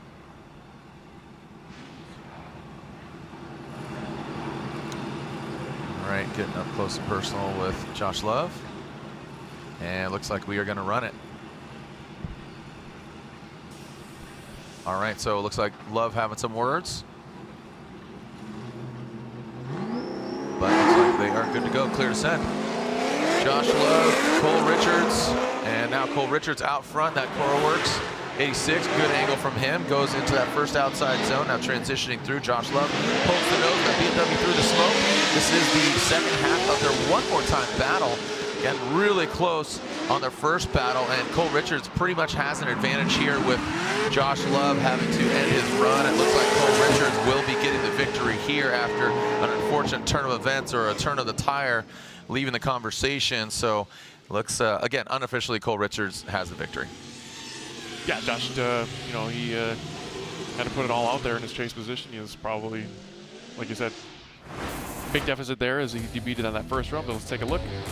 And Richards throwing it into outer zone 1, doing a great job, pouring out that smoke right away. Josh a little bit behind here, shallow in outer zone 1, does a decent job of getting that transition and getting some more proximity as Richards, like 0 corrections going to the outer zone 3, just a little bit of left foot braking, keeping the car on course.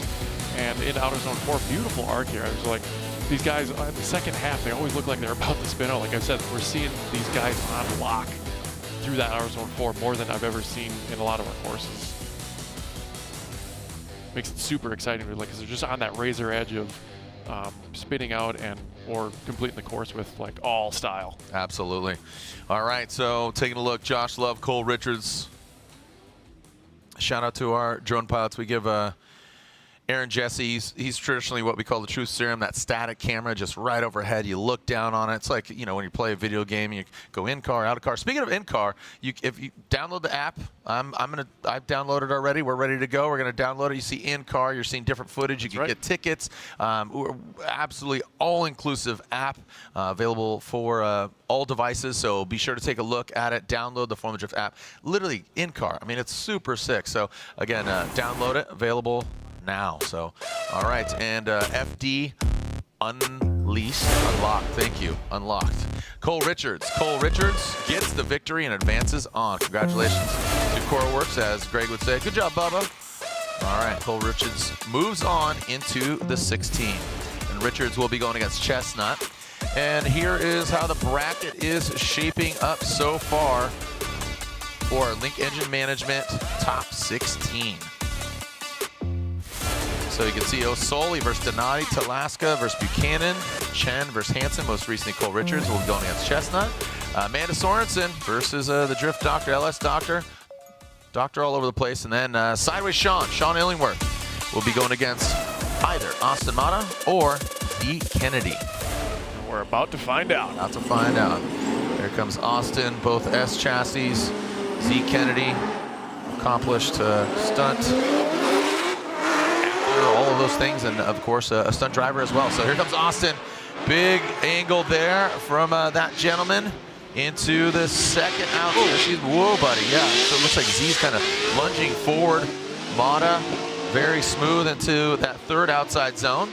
Now into that final outside zone. Here comes Austin and Z just having a heck of a time there in that chase position. I don't know if she got thrown off on initiation. Want to kind of run that back. What did you see? What jumped out at you? I feel like just overall the car might just have been too grippy, or she just didn't carry the momentum that Matta had. I mean, he's been doing these initiations all weekend, and he's one of those guys that doesn't have much mechanical sympathy. He'll put that thing right on the wall every time and just take parts off and leave them on the track. So, and not to mention the smoke that he's leaving, I think she got a little lost in there, and then it just kind of, she couldn't quite recover from there. And Matta doing a great job. Could have used a little more angle, but it's is what it is here as we look going to outer zone 4, and Kennedy's just trying to make up for lost ground here as they go through the finish line. And let's see what she can do with some clean air out front and Matta on her tail.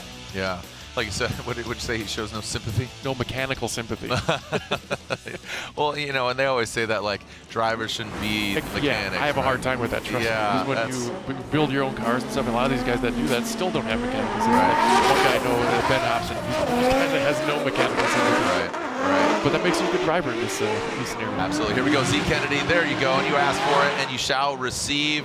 There we go. It says hang tight on the door and hang tight. Let's see what the results are here. Z Kennedy, a lot more comfortable up front, but Austin is definitely not backing down at, kind of hung it out. Did he get hung out to dry? Looks like does salvage it. Z Kennedy, whoa, buddy. There you go. There's that mechanical sympathy. Goes into that tire wall. Glad it was there, and that was a pretty solid hit. Yeah, he has my sympathies. Yeah. Sure. Well, look at that. Look like little burn barrels there in the tire. Right. Look like oil can fires. Yeah. Boy, there's lots to unpack there. Not to unpack. You can see everything. that back right. Yeah. A lot of panels deleted there, but look at the aggression here from Kennedy out front. I really like what she showed there through outer zone 1, and Matta doing a good job of Ricky, but he's kind of could have been a little closer. I don't know if it was that temperament because he knew the spotter gave him, what she did in the chase, and now he's like, all right, let's party here, and then it kind of falls apart. He tries to play that game of catch up and takes a little piece out. Are they going to count that as incomplete? Was he drifting across the line? Was the obstacle causing him to spin out? That's up to the judges. So let's take a look here.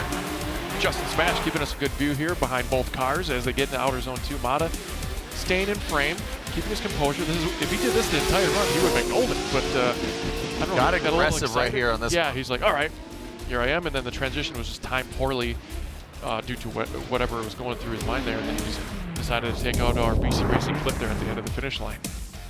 And yeah, definitely want to talk to the judges here. It looks like they are still taking a look and digesting this, going, again, a lot to chew on. Yeah. Yep. So, like you said, if Austin would have just kind of held back on that last transition from 3 to 4, I think it would be an easy decision. But him going to that tire wall, that really shakes things up. Yeah, more ways than one. And Matta's kind of one of those drivers where he's kind of dialed back his wild cardness, like we talked about. Rahimi, being like make it or break it, and Matta's kind of dialed that back, and this is one of those moments where he went a few more percent than he needed to, especially since I feel like he had the advantage in his lead run over Kennedy's chase run with him. Okay, verdict's coming in here, waiting for it. So let's break it down. Let's see if we can kind of speculate on whether this is an incomplete or not without talking to the judges yet. So they're coming around. Transition, he just had it poorly timed. Coming around, still in drift. Is he across the finish line as drifting? Now, the rule states that they have to be drifting through the finish line and they can't spin out. Yeah, they gotta basically come out of it after the finish line. They can't loop it around. He did technically go the other way, but is that still considered an incomplete? That's for them to decide. Wow, so this could shake things up here. Z Kennedy, Austin Matta. Again, you have to keep that composure across the finish line.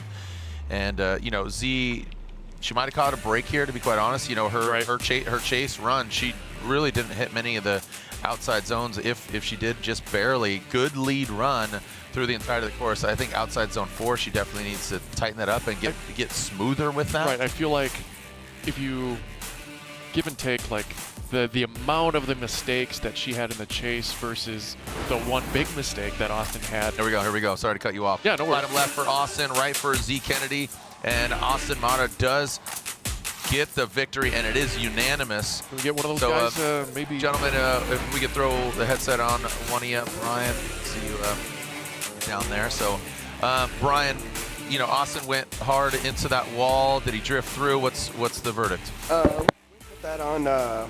If you get the video to come through and you watch the transition as she comes out of outer zone 3, setting up for 4, we asked the driver's meeting to not kind of let off and use the angle to kind of slow you down before you transition. Start slowing down after you make the transition. If you watch it, you can see where it looks like her smoke trail lightens up and everything, and the car kind of starts slowing down, and then she transitions across. And the way I deemed it was I put that kind of where it messes up his transition to come into this area, and so then he gets kind of let off on his line, which ends up resulting in him hitting the wall on the exit of outer zone 4. Got it. Great explanation. Thank you so much. So it wasn't really so much about him. It was she impeded on that, so it was a chain reaction. Yeah, that makes sense. And I kind of lapsed on that. They're looking for that slowdown after the transition. Let's look at that smoke trail that Brian was talking about. So it's let off there, and then there it was just too late and kind of did mess up his chase there. All right, his timing. Boom. All right, so there we go as Austin Matta gets the victory and continues on. Z Kennedy is knocked out. We got 4 more battles in our GT Radial Top 32.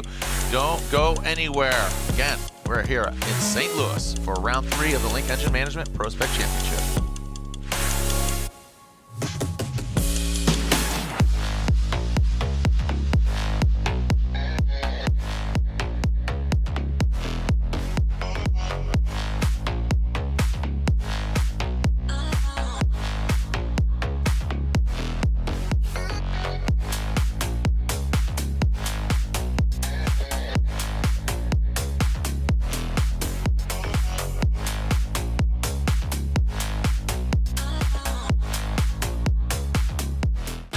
On race day, when we want to show everyone out there who's the best, Here we go, Frederick Osborne. we really need to be focused. I tell myself, I got this. I'm the best there is. The star is Frederick Osborne.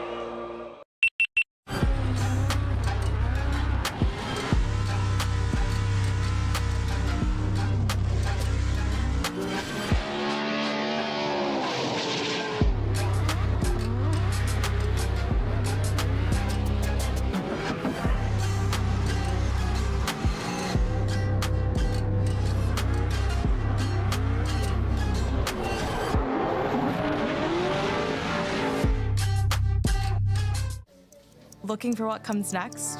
For that moment when everything finally... 1 minute!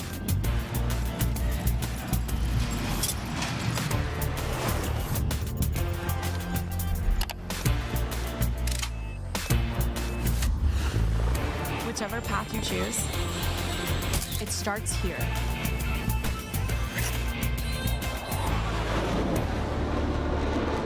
Max Gear is a high-performance synthetic gear oil designed to provide maximum protection to heavily loaded gears. Slippery synthetic molecules and center look additive package not only reduce wear, they virtually eliminate both gear and bearing wear. We run 1,000 horsepower through our transmission and differential all season long and never have a problem. Eliminate a variable. Drift with Royal Purple Max Gear. Pour purple, Royal Purple. You can find Max Gear at O'Reilly Auto Parts. NGK and NTK is more than just high ignitability spark plugs and precision sensors. They're about growing the car community. This is why they're introducing Shop Squad, an automotive meeting place for shop owners, service writers, technicians, students, and industry professionals to come together and share knowledge and encourage self-growth. Enrolling is free, and you have access to on-demand training, digital newsletters, product launch information, and more. Woo!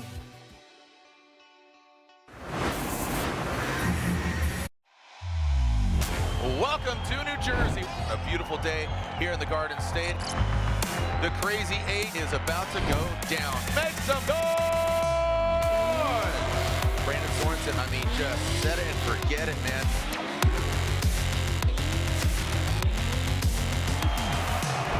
Castro falling at an angle. Now he gets aggressive. Both those guys throwing a roost out there. Gravel machine gun. One more time. Come on now. Good angle by Dylan Hughes. Let's party. Connor Shanahan up against three-time champion Frederick, the Norwegian Hammer Osbo. Frederick Osbo really applying the pressure. Holy cow. 14 years old against Ken Goose. He's got the tire fire. Hopefully it extinguishes. Matt Field, straight line approach. Oh boy, what was that? Sparks everywhere. Looks like he lost the wheel. Now here we are in the Great 8. Oh, and Adam LZ, he throws it in aggressively to try to bang the door of the three-time champ.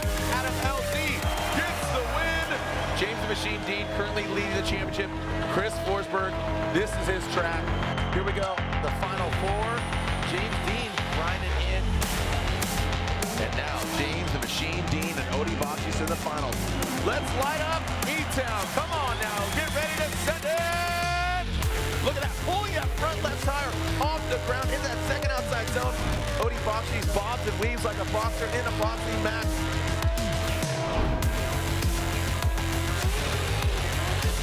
Your winner here at round 4 is James the Machine Dean gets the win.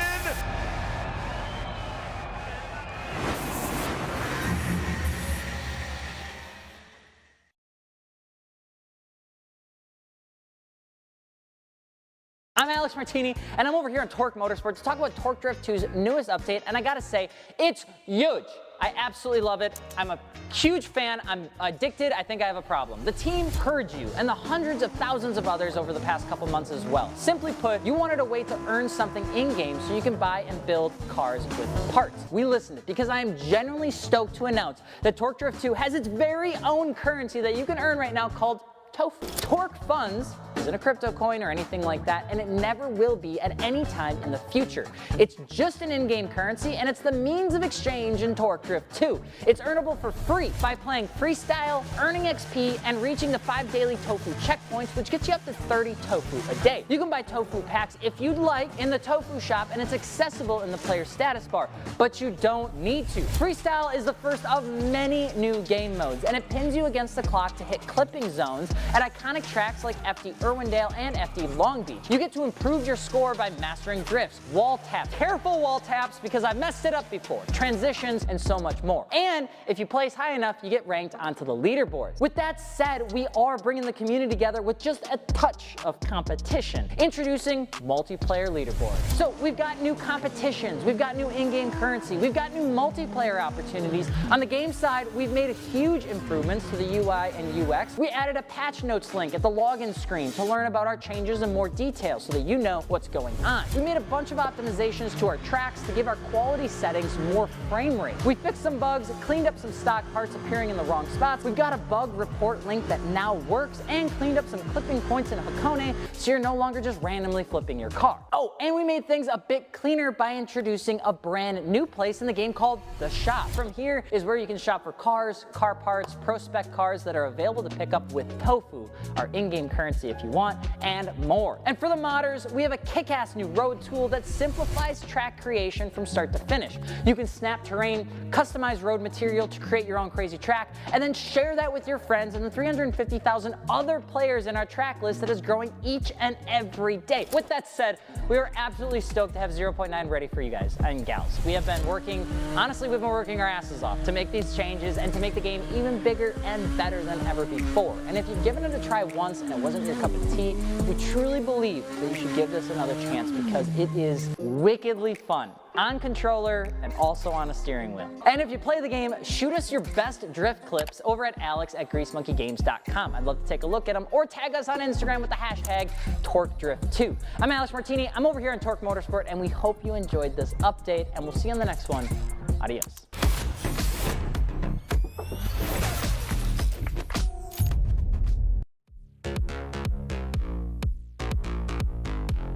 All right, sorry for the delay. Just a little bit of track maintenance there as we saw Matta go into the wall. Looks like just putting it back into position, getting it dialed, making sure again, you know, if those tires weren't there, the car could have, you know, had more damage, as well as obviously safety is priority, you know. So yeah, so just getting the track back up to snuff. 4 more battles. Yeah, that's it here in our GT Radial Top 32. And if you have not yet, again, now's a great time. Got a moment here. FD Unlocked is your all-access pass to Formula Drift. So available on App Store, Google Play, download it. You got stats, you got videos, you have live in-car footage. You have, you know, all the, you know, diagnostics of what's going on, miles per hour. It's pretty sweet. This is the roof of the actual spotters tower, the suites. Like, got Buchanan's crew up there. Yep. Right, let's see them hands, Cody. He probably can't hear us. There he is. Yeah. There's Cody. All right, so there's Buchanan. Looked like maybe Novak was next to him, and again, still just a little bit of track maintenance. So thank you for your patience. Big hit there. Yeah, four battles left to go. Tommy Lemaire, our current points leader, versus Hoffman Rahimi. He'll be going against, or excuse me, the winner of the battle will be going against either Nick Jimenez or Cody Dempster. Then our final 2 battles, Kelsey Rawlings versus Trevor Root. And then Drifter J, the young Canadian driver, Jaden Martorana, versus Adam Knapik. So, but as you can see, Illingworth versus Austin. And that's going to be a heater. Yeah, that'll be good. So, you know, I got to think that O'Sullivan, Chen, who's already in, right, they're rooting for Hoffman Rahimi, take out Tommy Lemaire. Because, you know, that's what I always say is, you know, the PROSPEC, it's 4 rounds, which, you know, you can, you know, logistically, budgetary, you can run 4 rounds, but also every round counts. So much because it's so concentrated, right? As opposed to 8, you know, you can maybe have an okay round and still fight back. I mean, given look how many points are tied here, especially when we get the other half of the top 10 here. It's you know, we do have we have 1 more round, but there's a lot of opportunity yet left in this weekend and in Utah. Yep. Yeah. So, you know, 1 and 3/4 rounds left, depending on how you've advanced. So, all right, there we are again, up atop the suites. Andy Haley, the Drift Wizard. Andy Haley, Drift Wizard. You never see Andy Haley and the Drift Wizard in the same room, do you? Oh my gosh, no. It's crazy. All right, Tommy Lemaire, Hoffman Rahimi. Warming up the tires. Warming up the tires. They are in the bob, the burnout box. Burnouts over Baghdad as the Canadian TLO and Hoffman Rahimi from Tennessee. There they are. So TLO. Nissan chassis, just a little different generation, different type. Both LSs, one's supercharged, one's turbocharged. It's just it's what I love about the sport. Hoffman's progressed, man. Like, just seeing him at LS Fest back in the day, and then his engine step. Oh, dang. See TLO just getting hyped right there? Is that what happened? Oh, yeah. I don't know if he's checking his harnesses, punch himself in the face or something. He's getting in the zone. Too much syrup. Smelling salty. He's hopped up. The Cage Tiger. Tommy the Tiger Lemaire. Gotta let him TLO. fly. All right, and here comes Hoffman Rahimi to the start line. TLO will lead. Hoffman Rahimi earning his spot from last night's seeding brackets. And looks like we are clear to send. 4 more battles here in our top 32. Like I said, the other points contenders, championship contenders, they got to be rooting for Hoffman Rahimi. Want to see a good battle, but they're like, come on, Hoffman. Let's do this dance. Yep. All right. TLO out front. Hoffman Rahimi lights him up. Into his first outside zone. Let's see what the man's got for us.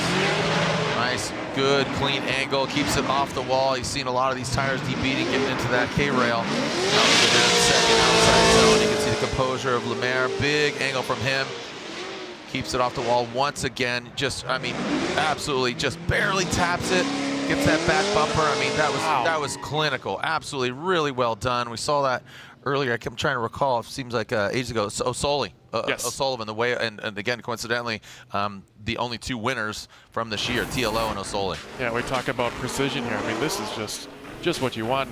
Hoffman from the gate, trying to keep up even in the straight line here. But look at the smoke pouring out of Lemaire's car here as he just enters outer zone 2 ever so eloquently. In just very little correction here, and Hoffman just trying to stay in frame here, and just cannot reel them in until it's a little too late here in outer zone 4, which is, you know, it's such a slow corner, but a little too late in the chase position. But gotta hand it to Mr. Lemaire there, just putting on an absolute clinic. Yeah, really well done from him. Smooth. You saw him keep it off the wall. Doesn't get too involved. You have to think that just all those deep beads. All those deep beads, you know, and I think, you know, given that we have the K-rails, you know, the intention of those walls, when you see, you know, the Jersey barrier, whatever you want to call it, you know, it kicks the car up, so it has that little kick down. I think if they were flat, it wouldn't be so much of an issue. Right, like we got in outer zone 2, we haven't seen any incidents there. Maybe the rumble strips could potentially do that too, but just keep it off the wall. Yeah, the precision of Lemaire was just rock solid. Good stuff. Airtight. Here we go, Hoffman Rahimi out front. And now TLO in the chase position. What strategy here for Hoffman Rahimi? Just saw a great lead run. Hoffman keeps it off the wall, but way too much. He is way off of that outside zone, but second. Now he dives in, but look at TLO. Just right there, lurking in the shadows. And now in that last outside zone, good transition. Hoffman, oh, buddy. Yeah, looked like he was back there quite a bit, but Tommy Lemaire, you saw him just hanging out in that smoke pile. I mean, given the fact that, you know, there's some things to polish up with that lead run, Lemaire was just right there with him every step of the way. Hoffman kind of had it seemed like a little less momentum, not filling outer zone 1, but Lemaire just staying right there, keeping his composure. He knows what he's got to do. He doesn't have to put on all the pressure, but he still does, even given this chase. And come on, needed to stay in those zones longer, and look at that transition. That was the best I think we've seen all top 32 from Lemaire there as they go into outer zone 4 and just sticking it to Hoffman every step of the way with his lead run. I mean, that was good stuff. And we got so many more battles coming up. Like, cannot wait to see what this is gonna develop. All right, just gotta assume there it is. Tommy Lemaire. I mean, it was such a rock solid lead run. That was a hard act to lead. When I say lead, because hard act to follow and a lead for Hoffman Rahimi. So I mean, that was just so well done by TLO. Tommy Lemaire, our current points leader, is still in the competition.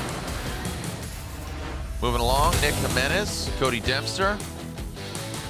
Here comes Dempster in that Fuel Lab Corvette, being a part of the Fuel Lab team. Him and D-Mad, Derek Madison. There's Dempster, great looking vet. Like the white and the gold. It's kind of a theme across the board. A lot of white liveries this year. Yep. Yeah, even like Frederick Osbo, right? Went with kind of the all-white theme. And Stuckey, I like to think it's like a white knight kind of. Okay. The gold and stuff. It's just, yeah. Looks good. All right, so Dempster and Nick Jimenez. Nick Jimenez finished 14th, so he was dialed in. Last round. Yeah, the last round. So getting those top 16 spots. Didn't have to the senior bracket. Here we go. Jimenez initiates in that Nissan 350Z. Now into the second outside zone. Dempster grips up, dives in on the inside. Can't pass there, bud. No, can't park there as it goes into that third outside zone. Jimenez, Dempster, whoa, buddy. Gets a little loosey-goosey, and Jimenez, oh no, man. Again? And that got real precarious. I'll tell you what, Dempster got it way too loose, just diving in, and that throws off Jimenez. This story had a lot of twists in one battle. I'll tell you that was like Jared. a M. Night Shyamalan movie, dude. You never know exactly what's gonna my happen till thoughts. the end. I see drift cars. So let's unpack it here as Jimenez goes out of the chicane here. And I thought there was some contact there from our perspective, but there wasn't on the run up here. And Jimenez does a good job of filling outer zone 1. Dempster, here's where it starts to crumble. Car snap, over rotates here, tries to go for the pass that's illegal, and then just plays this kind of game of trying to reel in Jimenez, and then dives too much there and transitions late. And then no more contact here until the wall, and Jimenez just kind of took himself out there, and he had a really good lead run up until that point. It was great until it wasn't. Yeah, and you know, unfortunately for Jimenez, you know, you look out your window and you see him right there. You're kind of timid, and then all of a sudden the wall comes up on you. That gets a little scary. And in that, like, but he did need to continue on because he is in lead position. In that iota of time. Like the car just had too much momentum, which is kind of rare on that second half of the outer zone 4. There's not much he could do. That car was on a trajectory to kind of clip that wall. And look at this. Jimenez is already back on the line. Where is... He's ready to party. Yeah. Oh, there's Dempster. Hood's popped. He's been having some issues. I want to say he had to put an engine in it before this round. Oh, wow. So let's see what's going on here. Ricky's going to kind of relay that information for us. Yeah, I mean, he was quickly out of the car. So I'm assuming he'll have to call a comp timeout. All right, he's claiming he saw oil on the windshield. We're finding out there, so. Interesting. All right, so, all right, just want to make sure it's, you know, if he does tow it back, he doesn't went down the whole track. There's Lebo. What's going on? Lebo up in the tower. Lee DuPont. What's going on, Lebo? Doesn't have a skateboard this round, but no. Lebo be kicking it, cheering on the Padres.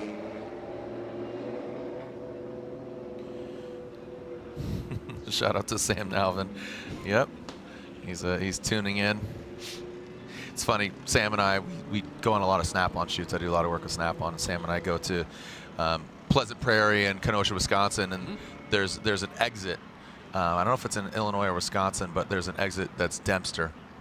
So every time I say no, I can't remember. Yeah, but we're like, Dempster, and like there's a Cody Dempster that competes in Formula Drift. I feel like I should know that exit living in Wisconsin, right? As I did.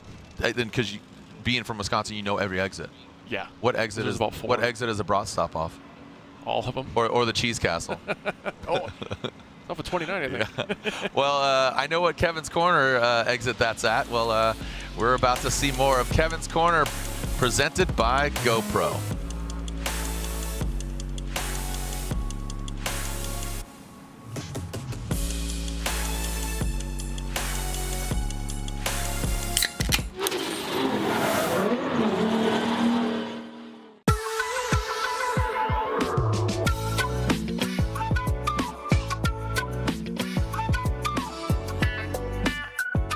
My name is Kevin Wells, Competition Director of Formula Drift. We're out here in Englishtown Raceway Park, halfway through the pro season. It's been real hot this weekend, but the seating bracket went well the other day, so we'll see how it goes today.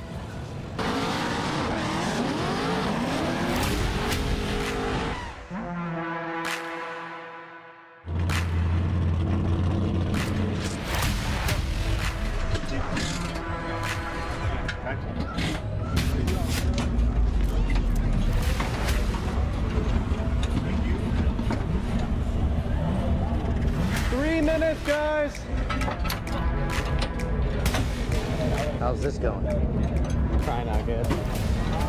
We've been banned one of those lowers. Little brackety guys over there. Spent most of the time getting it off. Start trying to for the pitch forward.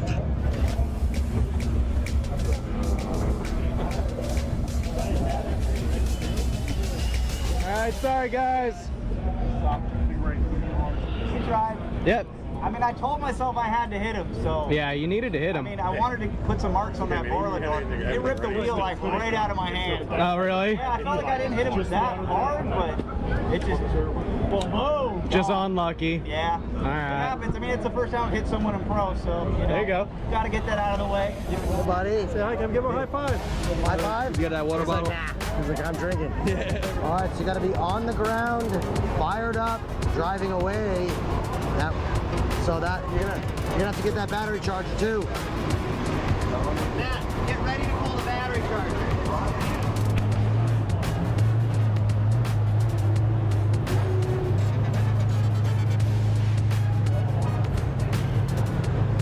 What happened out there? A plug wire came out the first time or what? Dude, at the end of my warm-up, the plug wire comes out. So I'm like, oh. So we're just checking them.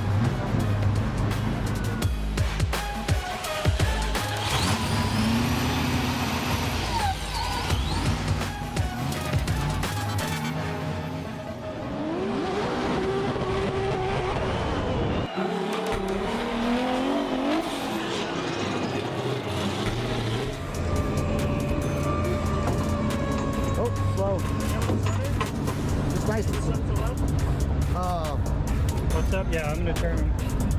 Second brace. A little movement. But it's a freaking bummer because I feel like the boys who worked their freaking ass off. They gave me one hell of a car. My driving was everything that it needed to be, and stupid mechanical stuff. Brand new wheel studs, clean.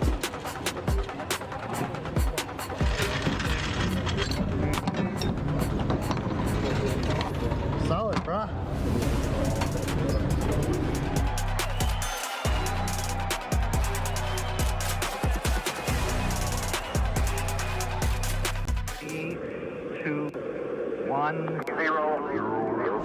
His third brake light strip started like 2 minutes, basically out, shorting out before it goes through the body. Look at it. Now he found the short. We're good, we're good.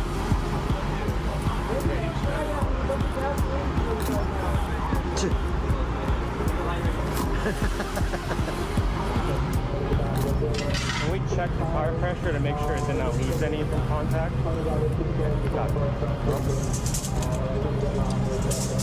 Copy. I'll let him know. Okay.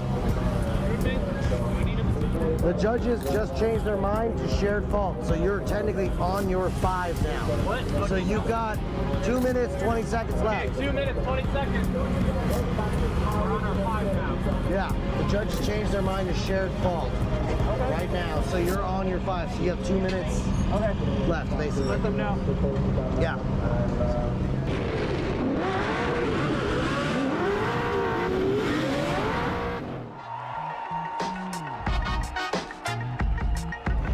Your winner of round 4 at E-Town is James the Machine gets the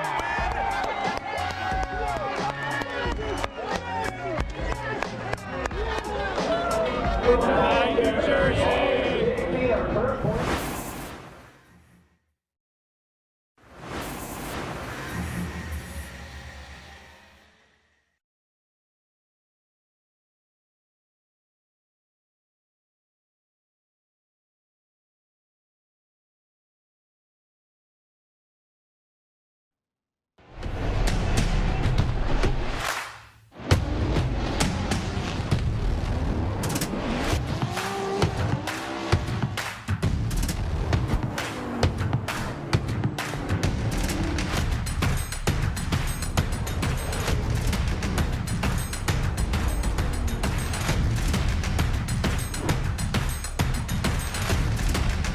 GT Radio. Experience ultra high performance.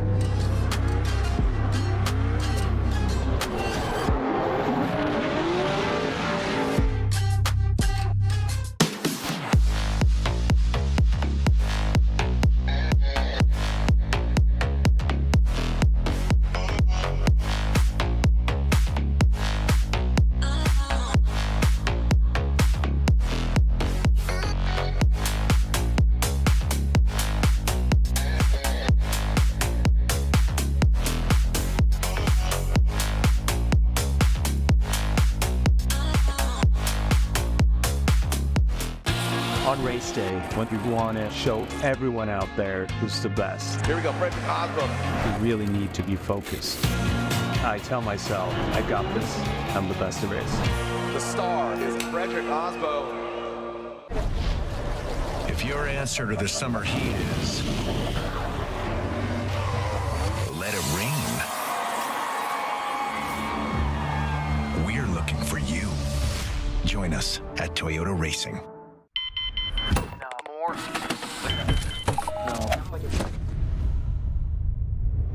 Is this it? This is it!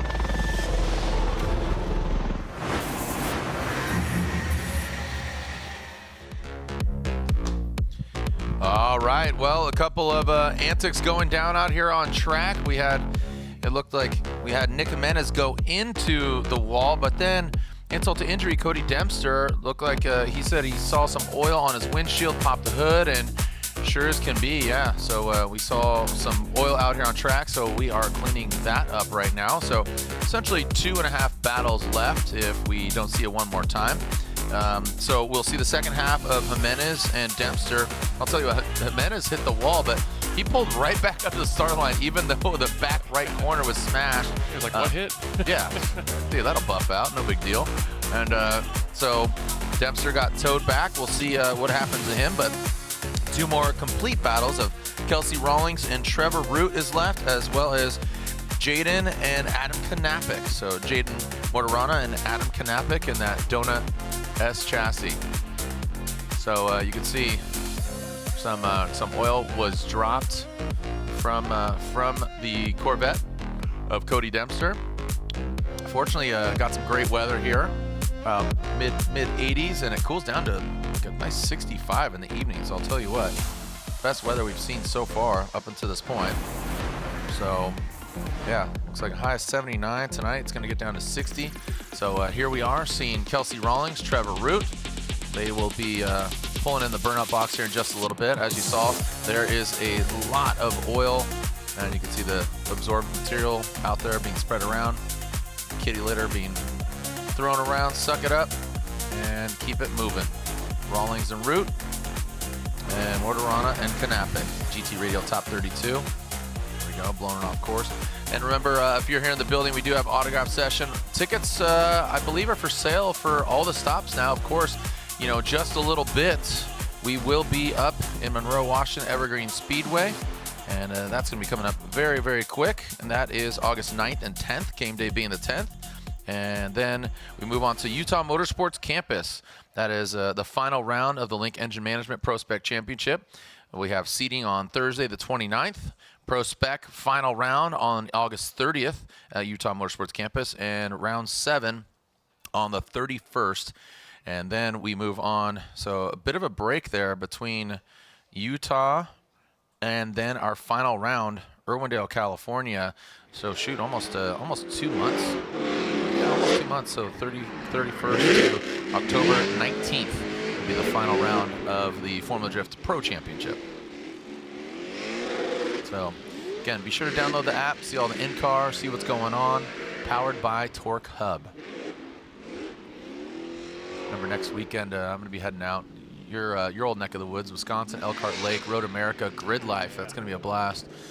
Dead Mouse is performing, Liquid Stranger, Dogma, some drifting, some gripping, some ripping, party on track, party off track at night, concerts, cars, all of it. So going down at the iconic track that is Road America. That's going down next weekend. So join us out there Friday, Saturday, Sunday. And here we are. Pulling on in. Yeah, Rawlings and Root. Root went hard in that wall yesterday, but continued on. Kelsey Rawlings had her spot locked in, finishing as well as she did, finishing 6th overall. So there we go. Top 1 oil S chassis. And that's Trevor Root in the chase position. Kelsey Rawlings initiates first outside zone. Ooh, she taps the wall. Continues on, so didn't get too deep to DB the tire. Back bar out back. Continues into that 3rd outside zone. Kelsey Rawlings and another female in FD flying the flag. Now into that final outside zone. Comes up short. That allows Trevor Root to get good proximity. Drops into the pocket.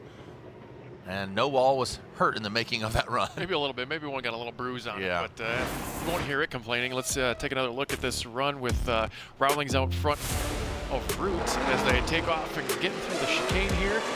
Kind of a straight-up initiation. Here, get the little piece of the waller, but nice and deep in the zone. Keeps her composure for the most part. Root does the same thing in the chase position. He's kind of reeling back in after that hit, kind of making up the ground nice and smooth, not making his compromises apparent to us. And as we go, doing a great job. Left foot break there from Rawlings as they get out of hour zone 3 into 4.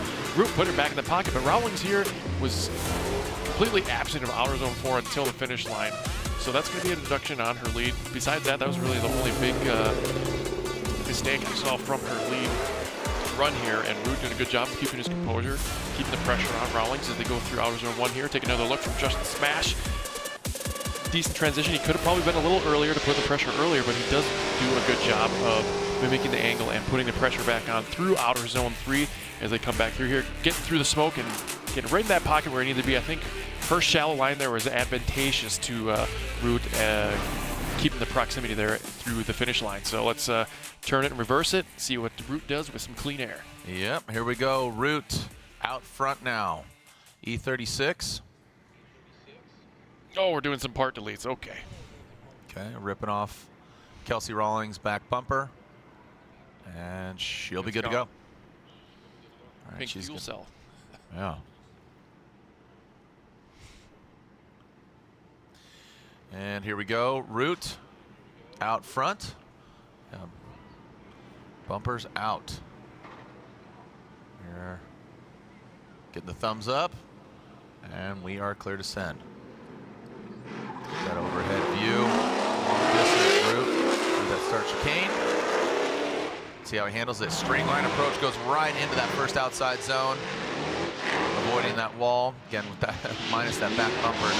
No room really to play with. To that second, and now the transition, good smooth transition to the outside zone 3, and for both of them actually. Yeah. And now transition at last outside zone 4. Trevor Root, really well done at outside zone 4, just smooth. You just saw that thing just really glide on in, you know, kind of decelling with that angle.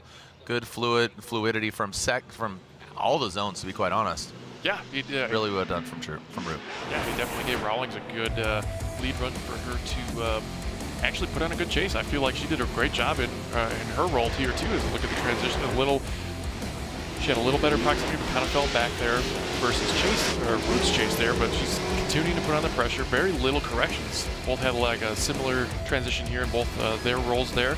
And Root kind of throwing a little more angle there, but also that's kind of the crux of the situation here is Root filled that outer zone 4 completely versus Rawlings' lead run. So let's take another look here as we chase him around the track through outer zone 1.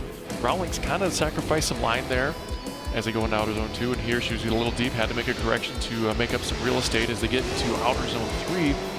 Keeping her composure, she did a great job here. I think that was probably one of her best chase runs all weekend as they transitioned into outer zone 4, and Root keeping his composure there, drawing a nice arc through the finish line in outer zone 4. So I think that mistake of Rawlings in the lead position of outer zone 4 is really going to hurt her here. So let's see what the judges come up with. Yeah, slide up left for Rawlings or right for Trevor Root. I am Root. Hear me roar. So Root gets the win, and we are hearing that Dempster is out. So unfortunately, that Fuel Lab Corvette had to park it after that first portion of the battle. So this will be a bye run for Nick Jimenez. He will progress on, and he'll be going against Tommy Lemaire. So, you know, a bit of a battle there for Jimenez, but advancing on, unfortunately, due to Dempster having to retire. So I pulled him off course, and unfortunately unable to fix his vehicle. So we have the bye run and one more battle. Drifter Jay Martorana, and Adam Knapik. Nick's getting a little animated. Nice. All right, so Nick Jimenez will get the victory. Has some time to work on his vehicle. We do have a halftime break after our final battle, so if you're here in the building, dedicated autograph session, so join us down there in the paddock. I guess he wanted to match the other quarter, taking a piece out of that. All right, Mother Ducker in the building. Just see Fo the Duck on the roof. So there it is. Nick Jimenez gets the victory and advances on. Getting a message from DJ Stubstad. He says the car went in limp mode after leaving outer 2 in his lead. Couldn't go above 3,500 RPMs. That's definitely going to hurt you. Yeah, you're going to need a few more than that. You're going to need a lot more than that. Okay, so one more battle left. One more battle. You can see it right there. This is how our Link Engine Management Top 16 has shaped up. There is Jaden at Empire Auto, Drifter Jay, the Young Buck, A lot of attention towards him last year, making his debut in Atlanta. Everybody's like, who is this kid? What's going on?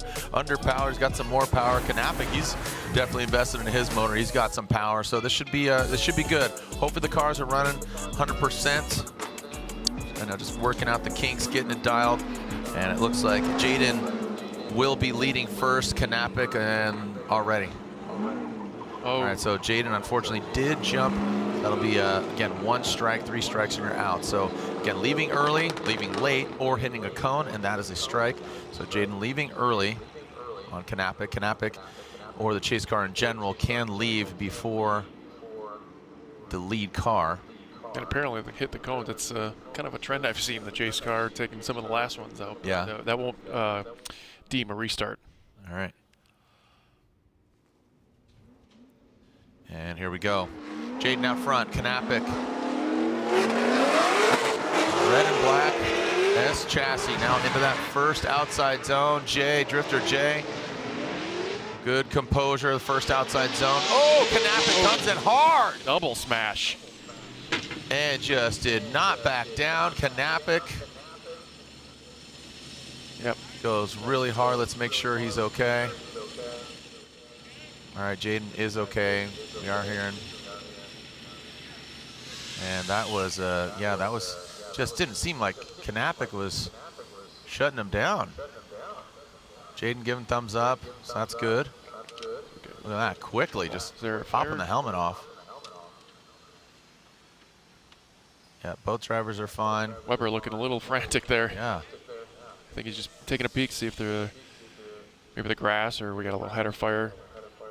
Yeah, a lot of smoke still in the cabin, but Yeah, we're going to run that back, man. It just did not seem that Adam was slowing down at all. It just went right into the side of him. Let's take a look at it here again. Too much aggression here. So I really liked the angle that Jaden poured on outer zone 1, and Knapik's like, I got to match that. Let's go. And then guy transitioned way too early, but I feel like he got lost in the smoke, and by the time he hit him once, it was just kind of sealed the fate there in that run. Take another look at it. A little higher perspective as Jaden throws in it. Just looking at how much angle he's pouring into that Corvette. And Adam's trying to reel him in there. He's just blinded. Tail end first, and yeah, just gave him no room to go. It just impeded on that lead driver. Still a lot of smoke kind of sizzling out of that S14. Yeah. So, all right, all the guys quickly taking a look, inspecting the vehicle, see what's cooking, see what's going on. Hopefully nothing is cooking. Yeah. Jaden, you see him on the phone. Knapik taking the arm restraints off. So, you know, good pace here and there and everywhere, and then just, man, this last quarter of this top 32. Can't get out of it. Yeah, just cannot get out of our own way. Just like Jay couldn't get out of the way of Knapik going right into him, smashing him into the wall. Looked like the contact was more on the back end, which... Yeah, the back end of Knapik's car swung around and hit the back of Jaden's car first, and then bang, hit the wall. wall. The front end will come around and then kind of pinched him into the wall. So they are saying that Knapik is at fault. So Drifter J is allowed to get hands on his vehicle without the repercussions of using his competition timeout. Knapik will have to use his competition timeout to take a look at his vehicle. So see that both tow trucks out there on the case. Pretty busy here in this latter portion of this 32, man. Holy cow. Look at that chase driver matching the angle of that lead car right now. Yeah. Wow. So again, very, very tumultuous. Very tumultuous. So as again, now we got a half a battle left. We are crawling our way to complete our GT Radial Top 32. We'll take a look at our United States Air Force recap. We'll clear these cars out of the way.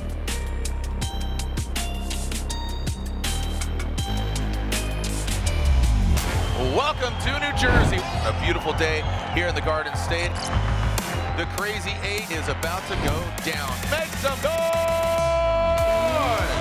Brandon Sorensen, I mean, just set it and forget it, man.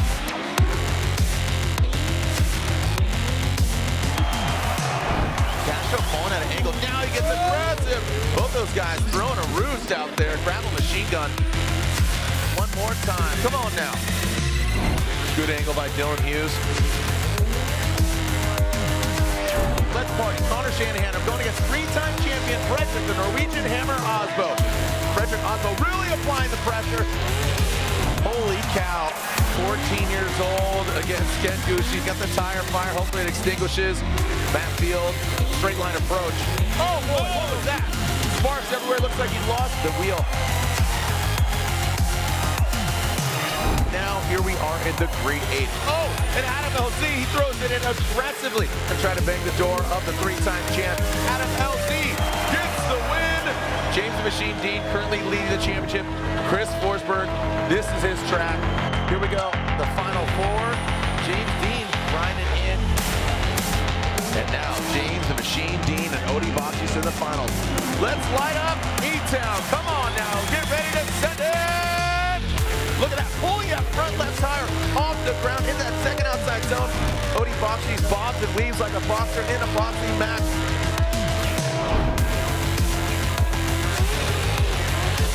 Your winner here at round 4 is James the Machine Dean gets the win.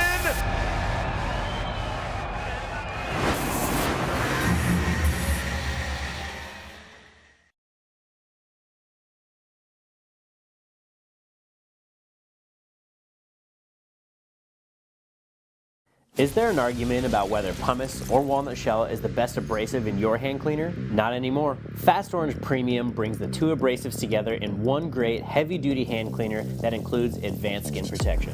It's our best hand cleaner ever, and that's why we simply named it Premium. Fast Orange. We know a few things about cleaning hands.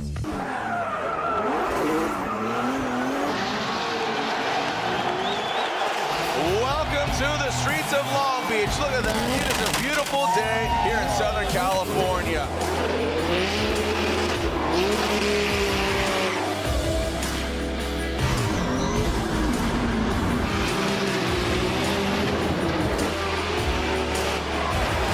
K&N is back for another year as the official air filter of Formula Drift.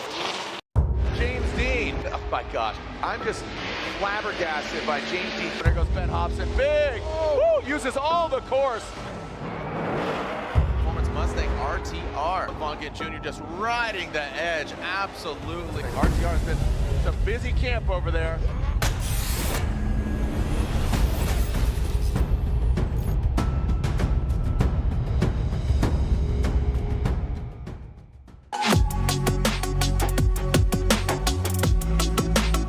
The final touch to my dream build is a Sony Mobile ES system.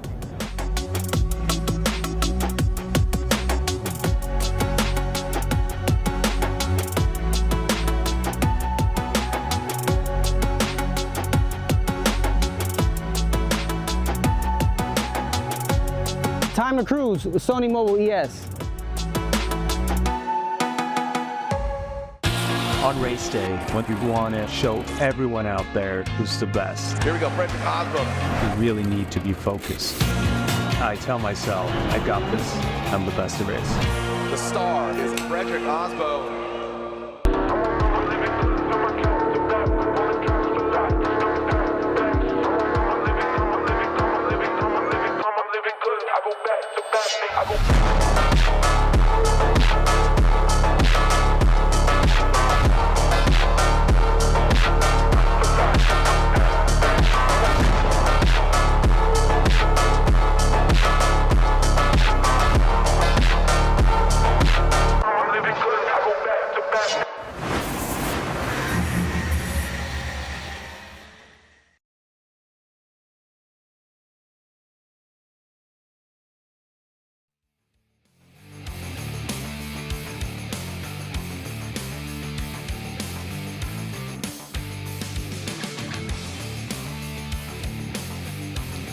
All right. Neat, neat, neat, neat, neat. Yep, in too deep. All right, so we're seeing Jay the Drifter, 16 years young, that front right corner. And so the conundrum here is, obviously we got to get him off the track, throw him over to the hot pit, right? So got to get him over to the garage. Once he's down, he is allowed 10 minutes to work on his vehicle. So a bit of a delay here. And we'll see the second half of this battle. we'll see if he's able to fix it. Too. You know, I mean, obviously, if you know, with Knapik being at fault, if he's not able to fix it, which I don't think it's going to be too detrimental, but that back right corner does not look ideal, does it? Yeah, just speculating here, there's for a pro car or a car at this level, you don't want that much negative camber in the rear, but at least the wheel's attached. Let's look at the silver lining here. Okay. So maybe they can, if there's a bent control arm, they can probably adjust that for the next half of the battle. They're at a, you know, advantageous position here to, you know, at least get a run through, and if they complete their, Jaden completes his role in the next half of the battle, that's all he needs to do. So get the car to the line. See what the other. Oh boy! I spoke too. That's the answer's curse. And that is pointed the wrong direction. So, luckily that could be just a tie rod. You know, and those are. I've seen the back of those cars. I mean, you're an emotional support human, dude. You know, I have a lot of mechanical sympathy. So, put a tie rod in it. Let's party. Okay, we'll see what Jaden can do, or more importantly, his team get the car back together. Obviously, a rising talent here for Jay the Drifter. Seeing what's going on. So even like, if they fix it enough to get that run, the real challenge is going to be what comes after between 32 and 16, because we're creeping up on that time. Yeah, we still have one half of this battle. Adam Knapik, we'll see if he can get his car fixed and up to snuff. The scenarios are basically, you know, Knapik is at fault. He has to utilize his competition timeout. Then Jaden, again, allowed 10 minutes without utilizing the comp timeout. If he's unable to fix the car, he can call an additional 5 minutes, which is his comp timeout. And then if he's not able to fix it at all, basically Jaden would be kind of gifted the win, but would not be able to advance. So he'd go on to 16, acquire those points, but wouldn't be able to compete. Right. That's the scenario there. And that's another like thing about strategy here, is if they can get that car fixed within the 10 minutes, just enough so they don't have to burn, so to speak, the 5 for later in this competition if he goes on, because you know there's a few battles here, and they might come in handy later. All right, so all right, well, we sort this out. Let's take a look at the women of Formula Drift. And again, we're at Nickel, we're talking Z Kennedy, of course, we're talking Kelsey Rawlings, and most recently, making history, Amanda Sorensen. Here's the women of Formula Drift.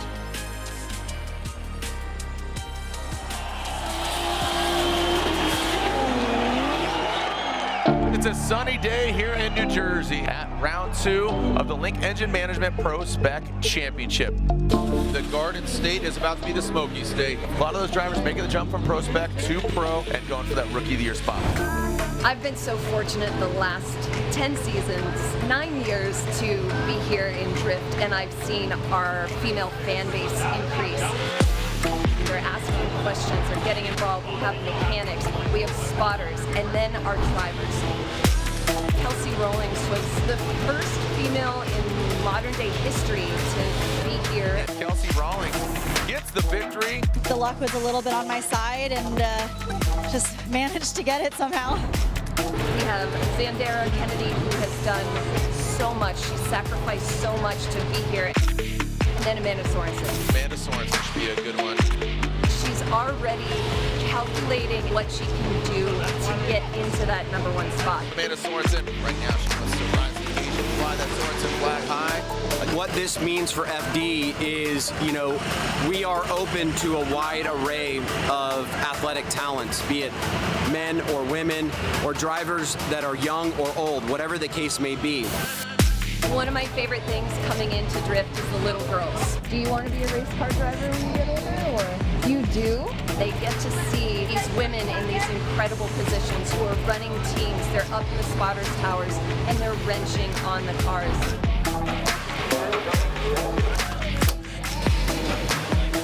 For me, the future is female, and it's going to be incredible here at Formula Drift. I will bring this right back. Thank you so much. Do you have a Slim Jim or an ability to break into a car by any chance? 3, 2, 1. My name is Zandara Z. Kennedy. I am a stunt performer from Vancouver, BC, and this is my second year of ProSpec. There's something really special about drifting. So we got Katsanidis and Zandara. When I started training as a stunt driver, took rally school, race school, and then someone suggested to me, hey, you should try drifting. And my goal with all of those classes was just to be a better stunt driver. But I got in a drift car and I was like, oh, this is my favorite part, but all the time. Ooh, buddy. When I came to FD, I met some of the team managers and the spotters, and I was like, oh, there's some badass women here. I want these women to get attention. I asked, hey, could I do this program? I want to call it the Women of FD Tour, and I want to bring women around to meet the women who aren't drivers, who are doing all these other jobs and really making the sport happen. Here we go! You know, I'm just really trying to give back to this community in the hopes that I can be of enough value to have a sustainable career here.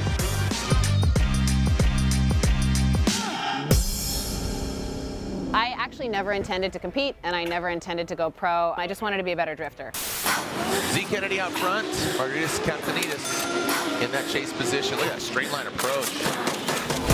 I ended up earning my license in 2021, at which point I basically was like, okay, I guess this is what I'm doing. I quit my full-time stunt coordinator job. I sold my house. I did a 20,000-mile tour of the US just to get seat time. And nope, I was totally unprepared. Z gets a lot of tire out there. There's a lot of firsts available for women in this space. There's first woman on the podium in the sport, as far as I understand it.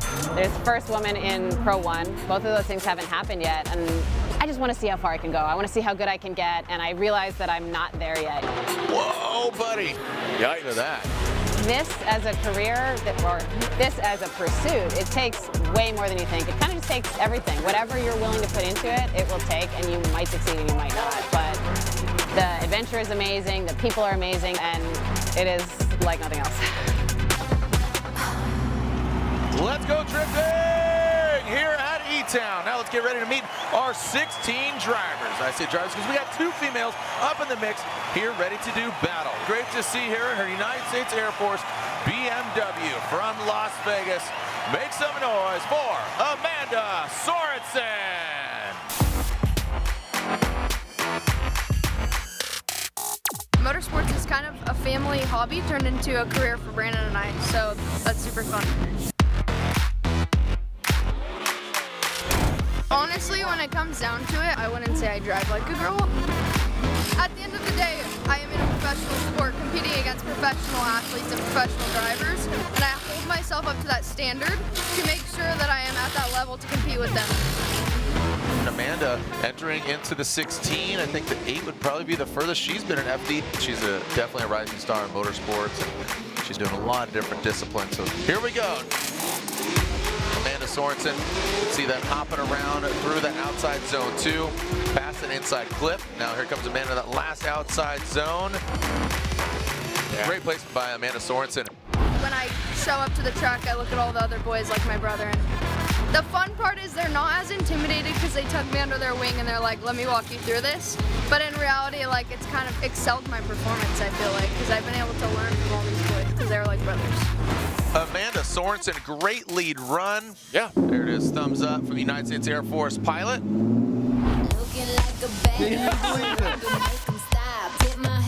Unbelievable. You know, drifting, like a lot of other motorsports, is male dominated for the past, say, 20, 21 years. And there have been a few females that have come into the sport. It's not until Amanda Sorensen has an athlete represented all the females out there that have dreams and aspirations to be drifters. But it's also incredible to see what a woman can do behind the wheel. Who's going to the finals? She also has been an amazing representative of women as a whole in her project here in Formula Drift and in motorsports in general. Amanda Sorensen gets the victory. Sorensen is guaranteed a podium finish. When it comes to Formula Drift as a whole, I've been able to build a personal brand and leverage that in other motorsports to go drive. Honestly, all of the drivers point at me and say, teach us how to drift, and I'm like, teach me what you do, because this is actually insane. But it's what I grew up doing, so same for them. Finals are here. O'Sullivan and Amanda Sorensen. That's what I love about it right now. PROSPEC and Pro, anybody could really come out on top. Here we go. Connor O'Sullivan sent it. Amanda Sorensen in a chase position. O'Sully, he says he's feeling good. Amanda Sorensen dives in, but you can see dove in a little too late and a little too much. Formula Drift drift is a huge piece of who I am. I love the mental side of drifting. However, it's not like if you blow the turn, you go home. There's no room for error in drifting, which is so attractive to me, and that's what brings me back. We are going to send it for the last time. Amanda Sorensen out front. The United States Air Force BMW initiates big angle there. That first outside zone. Her brother Brandon Sorensen are here telling her what to do, but Amanda Sorensen's doing it on her own. One more outside zone for glory. And there we go. Bring on home for Amanda Sorensen and O'Sully. Your winner is Connor O'Sullivan. O'Sullivan unanimously gets the win. But in second place, a female on the podium. Make some noise for Amanda Sorensen. Can I get a group hug with my team? Come on, let's do it. Now, how do you keep this moving forward going into our next round? I think it's just one battle at a time. I actually feel like I enjoyed myself and drove and had fun.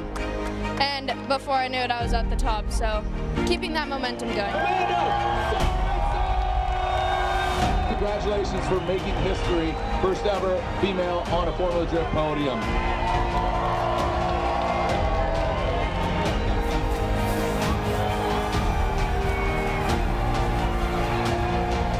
I'd say in 5 years, I want to be in the position to drive any car for any team at any level, in any series.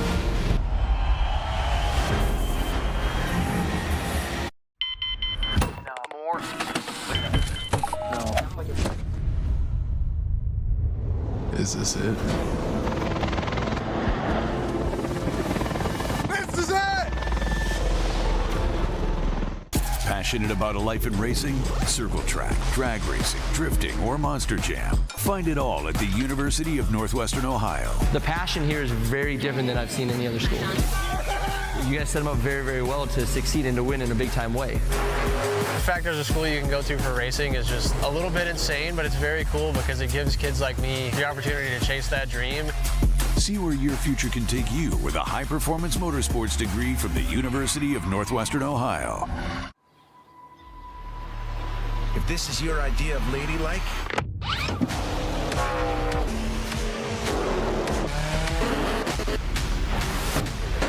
you're gonna fit right in. Join us at Toyota Racing.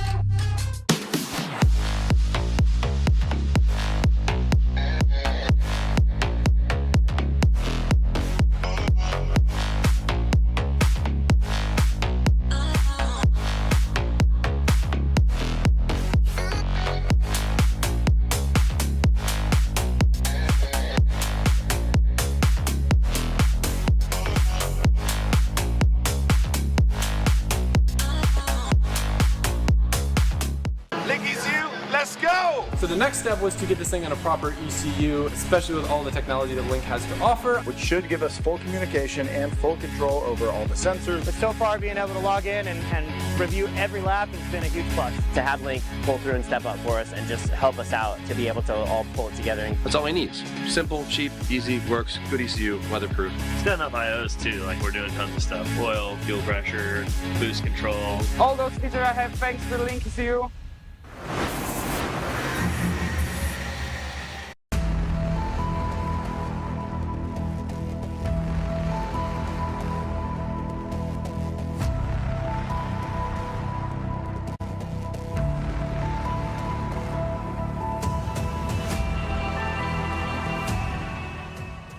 I'm Airman First Class Priscilla Alvarez. I am a crew chief for the 305th AMXS, and my airframe is the C-17. So as a crew chief, you're in charge of the daily inspections of the aircrafts. You're in charge of the tire changes. You're in charge of troubleshooting and figure out what issues are at the core of what is going on. So we have different specialists that we work with. For instance, we have jet troops. So if we are working on the engine, find that there's an issue, we will dissect it to the smallest degree that we possibly can, and then we will go ahead and pass it on and hopefully pinpoint what is going on for them. That way they don't have to do the legwork and can get to it quicker.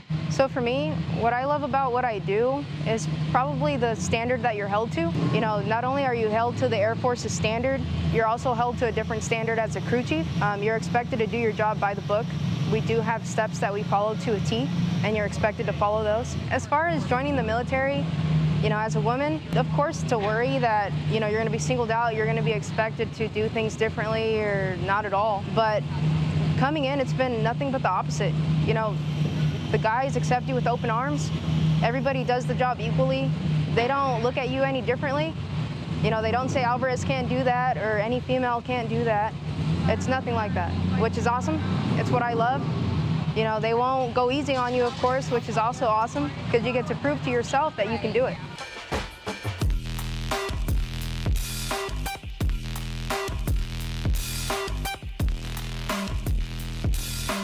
Cool little fun fact about our tires and brakes is they're made by Bugatti. Oh, really? So, yeah, Bugatti makes our stuff because they want us to stop fast when we're on the runway. And we're going up to the top, on top of the wing. We're gonna go inspect the engine.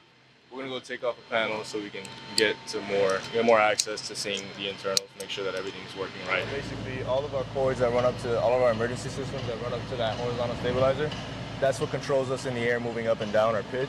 It's extremely important for us to check those cables periodically, and that's what these inspections are for, basically. We're not allowed to use impacts or what? In the hangar, we do, but so all the metals on the plane, they have to be light in order for the aircraft to save weight for takeoff. These things are like barely even tightened in here. Yeah, they can't go too tight because we got a lot of stuff behind there. That's what controls all the hydraulics coming from all the lines in the systems. So what exactly are you looking for while we're up here? Making sure that everything's moving correctly. Later on, we're going to come back up here and we're going to do lubricants and all that stuff. We're going to make sure that everything is on securely. See, it's like a hood on your car. Locks out. You got to pull you want to pull that one for me? You got it. You see that little granulated piece? Yeah, right there. Pull that down. Yep. Yeah, there you go. It's like your hood. So for a lot of our missions, we do a lot of humanitarian, a lot of mission support. So I'll go ahead and walk you up to the top here. So in here we have our sidewall seats. Each side has 54, as well as seats that we can put up in the middle to hold additional people. Maximum about 120 for Afghanistan mission. That evacuation needed the biggest evacuation in airlift history. We had over 600 people in the jet at a time. Without the seats crammed together wanting to escape, we pulled that off. So go ahead and pass it to you, Sergeant Matt. There's a lot of configurations that this plane has to where we can load. So the way it's configured right now is to load rolling cargo. And if we have the rollers up, they're called bi-directional rollers. Then we can load pallets, log rails, and if we have the ADS, that's aerial delivery system. These blue ones right here, they're called omni rollers, omnidirectional rollers. So you can spin pallets 360 if you need them to switch from ADS to log. So pretty much all we're waiting for them to do is just to do the engine run right now to make sure that everything is safe and good. All 4 engines start up. So once we do that, we're going to leave our positions and we're going to go all the way down to the black asphalt and we're going to stand at attention. They're going to flash the light. The light's going to signal to us that they're ready to come on. So we're going to lift that, once they flash that light, we'll go to attention, pull up our arms, and pull straight back into motion. Pull straight back, straight back. Once they hit this little bend right here, you're going to put out the arm to the direction that it's supposed to go, and pull straight back. The last thing that we do is, once the plane passes and you see the American flag, you get a straight salute. Once the flag passes us, you put our salute down and we can move forward.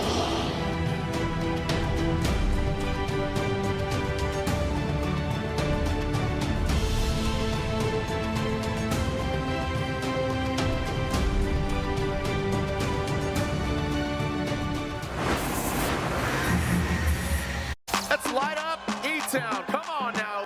James the Machine Dean, Odie Bakshi's fighting tooth and nail, and here we go. Get ready to send it! James Machine Dean initiates into that first outside zone.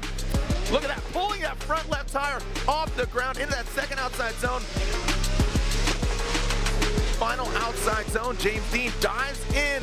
He got the win in Long Beach. Is he gonna get again here in New Jersey? Your winner here at round 4 at E-Town,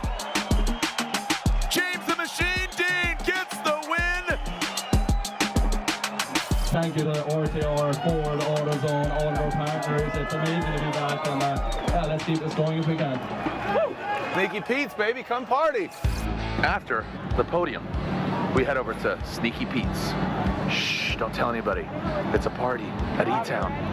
Let's get weird. Welcome to Sneaky Pete's. What's the crack? The winner of Jersey. There he is. Our current points later. Why do you like Sneaky Pete's? Why not? Look, everyone's here. I'm not going to pull your shirt like I pull your shirt in Long Beach. Well, you cut this one. This one's a lot less expensive. Let's go! Simon Olsen! What's up, He didn't do shit today. No, nothing. No, but he looks damn good. He doesn't look sweaty at all. How's this making his own TV show? He ain't even that cool. It's pretty cool. Smells like stale beer and old wood. Everything in New Jersey's been moldy smelly so far. So, you know, it fits. Sneaky Pete's is a special place because people like this guy right here, Wagner, has curated a place like this.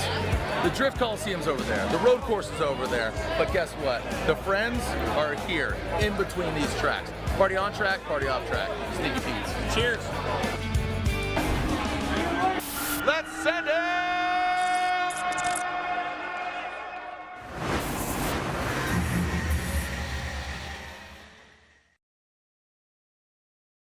Licky's you, let's go! So the next step was to get this thing on a proper ECU, especially with all the technology that Link has to offer. Which should give us full communication and full control over all the sensors. But so far, being able to log in and review every lap has been a huge plus. To have Link pull through and step up for us and just help us out to be able to all pull it together. That's all we need. Simple, cheap, easy, works, good ECU, weatherproof. It's got enough IOs too, like we're doing tons of stuff. Oil, fuel pressure, boost control. All those features I have thanks to the Link ECU.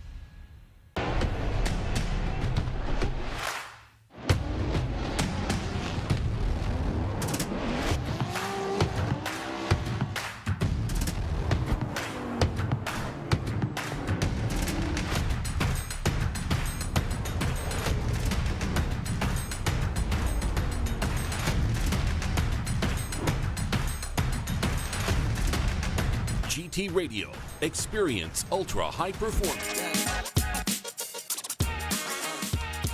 All right, well, here we are taking a look at Jaden Martorana's pit. We are hearing that Adam Knapik, he is not able to fix his vehicle, so Adam Knapik is officially out. So the scenario now is that Jay the Drifter, the 16-year-old kid, he took the hit. He had 10-minute allotment to fix his vehicle, and now he is in the additional 5-minute competition timeout. And basically, as long as he fixes his vehicle and he runs the course, he will actually get the victory and advance on. So he just needs to drive through it. Doesn't need to do really anything more than that. The car just needs to be able to run. Then he'll have time. Anything else you want to add to that? Yeah, like we want him to see it's a non-judged lead lap. You know, we used to call it a non-judged qualifying lap. We don't do qualifying anymore, so I'm coining the phrase, it's the non-judged lead lap that he's got to attempt. Non-judged lead lap. And this is just an unfortunate situation. This was literally our last battle, so thank you for your patience if you're still sticking around. The plot thickens. These things do happen, and you know, unfortunately, we do have to stick around to see if Jaden does advance on. You can see all hands on deck for him. So this is literally the second half of the final battle.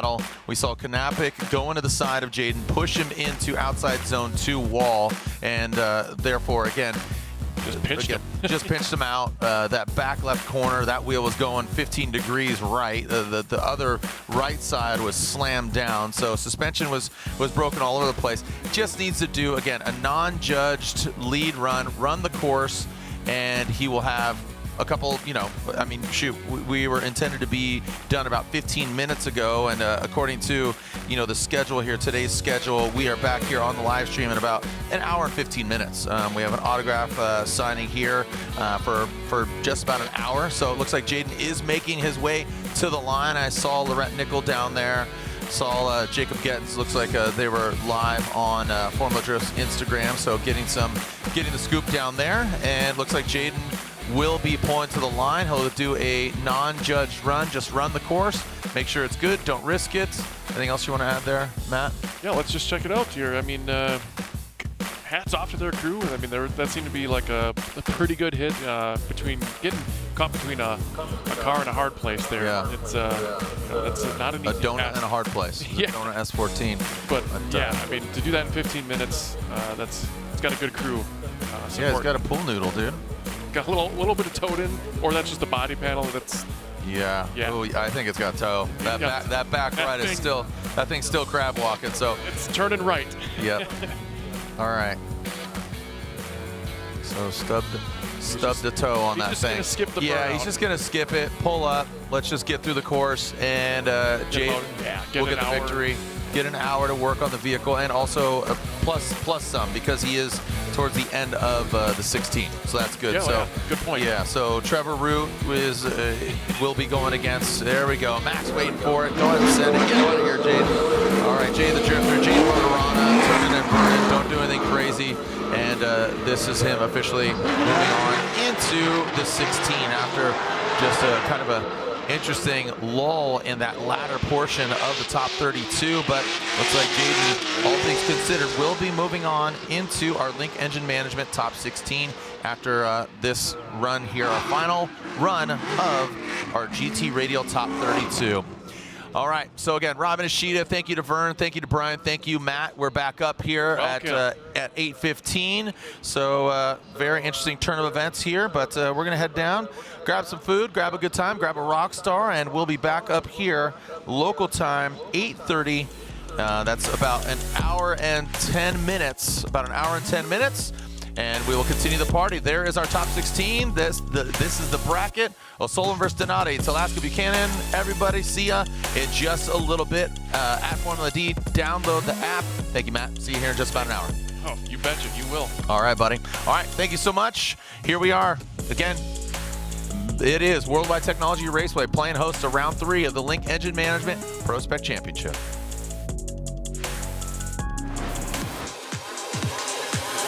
Slow water park like a rhino.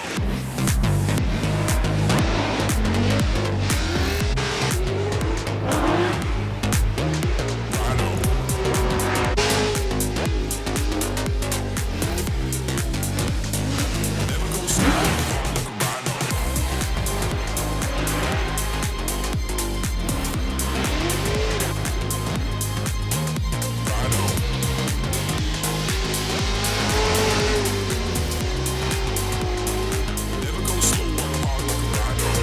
On the cover, we got a new project. Your friends like Colombo, you be the judge like Rondo. Gotta stop on the cover, we got a new project.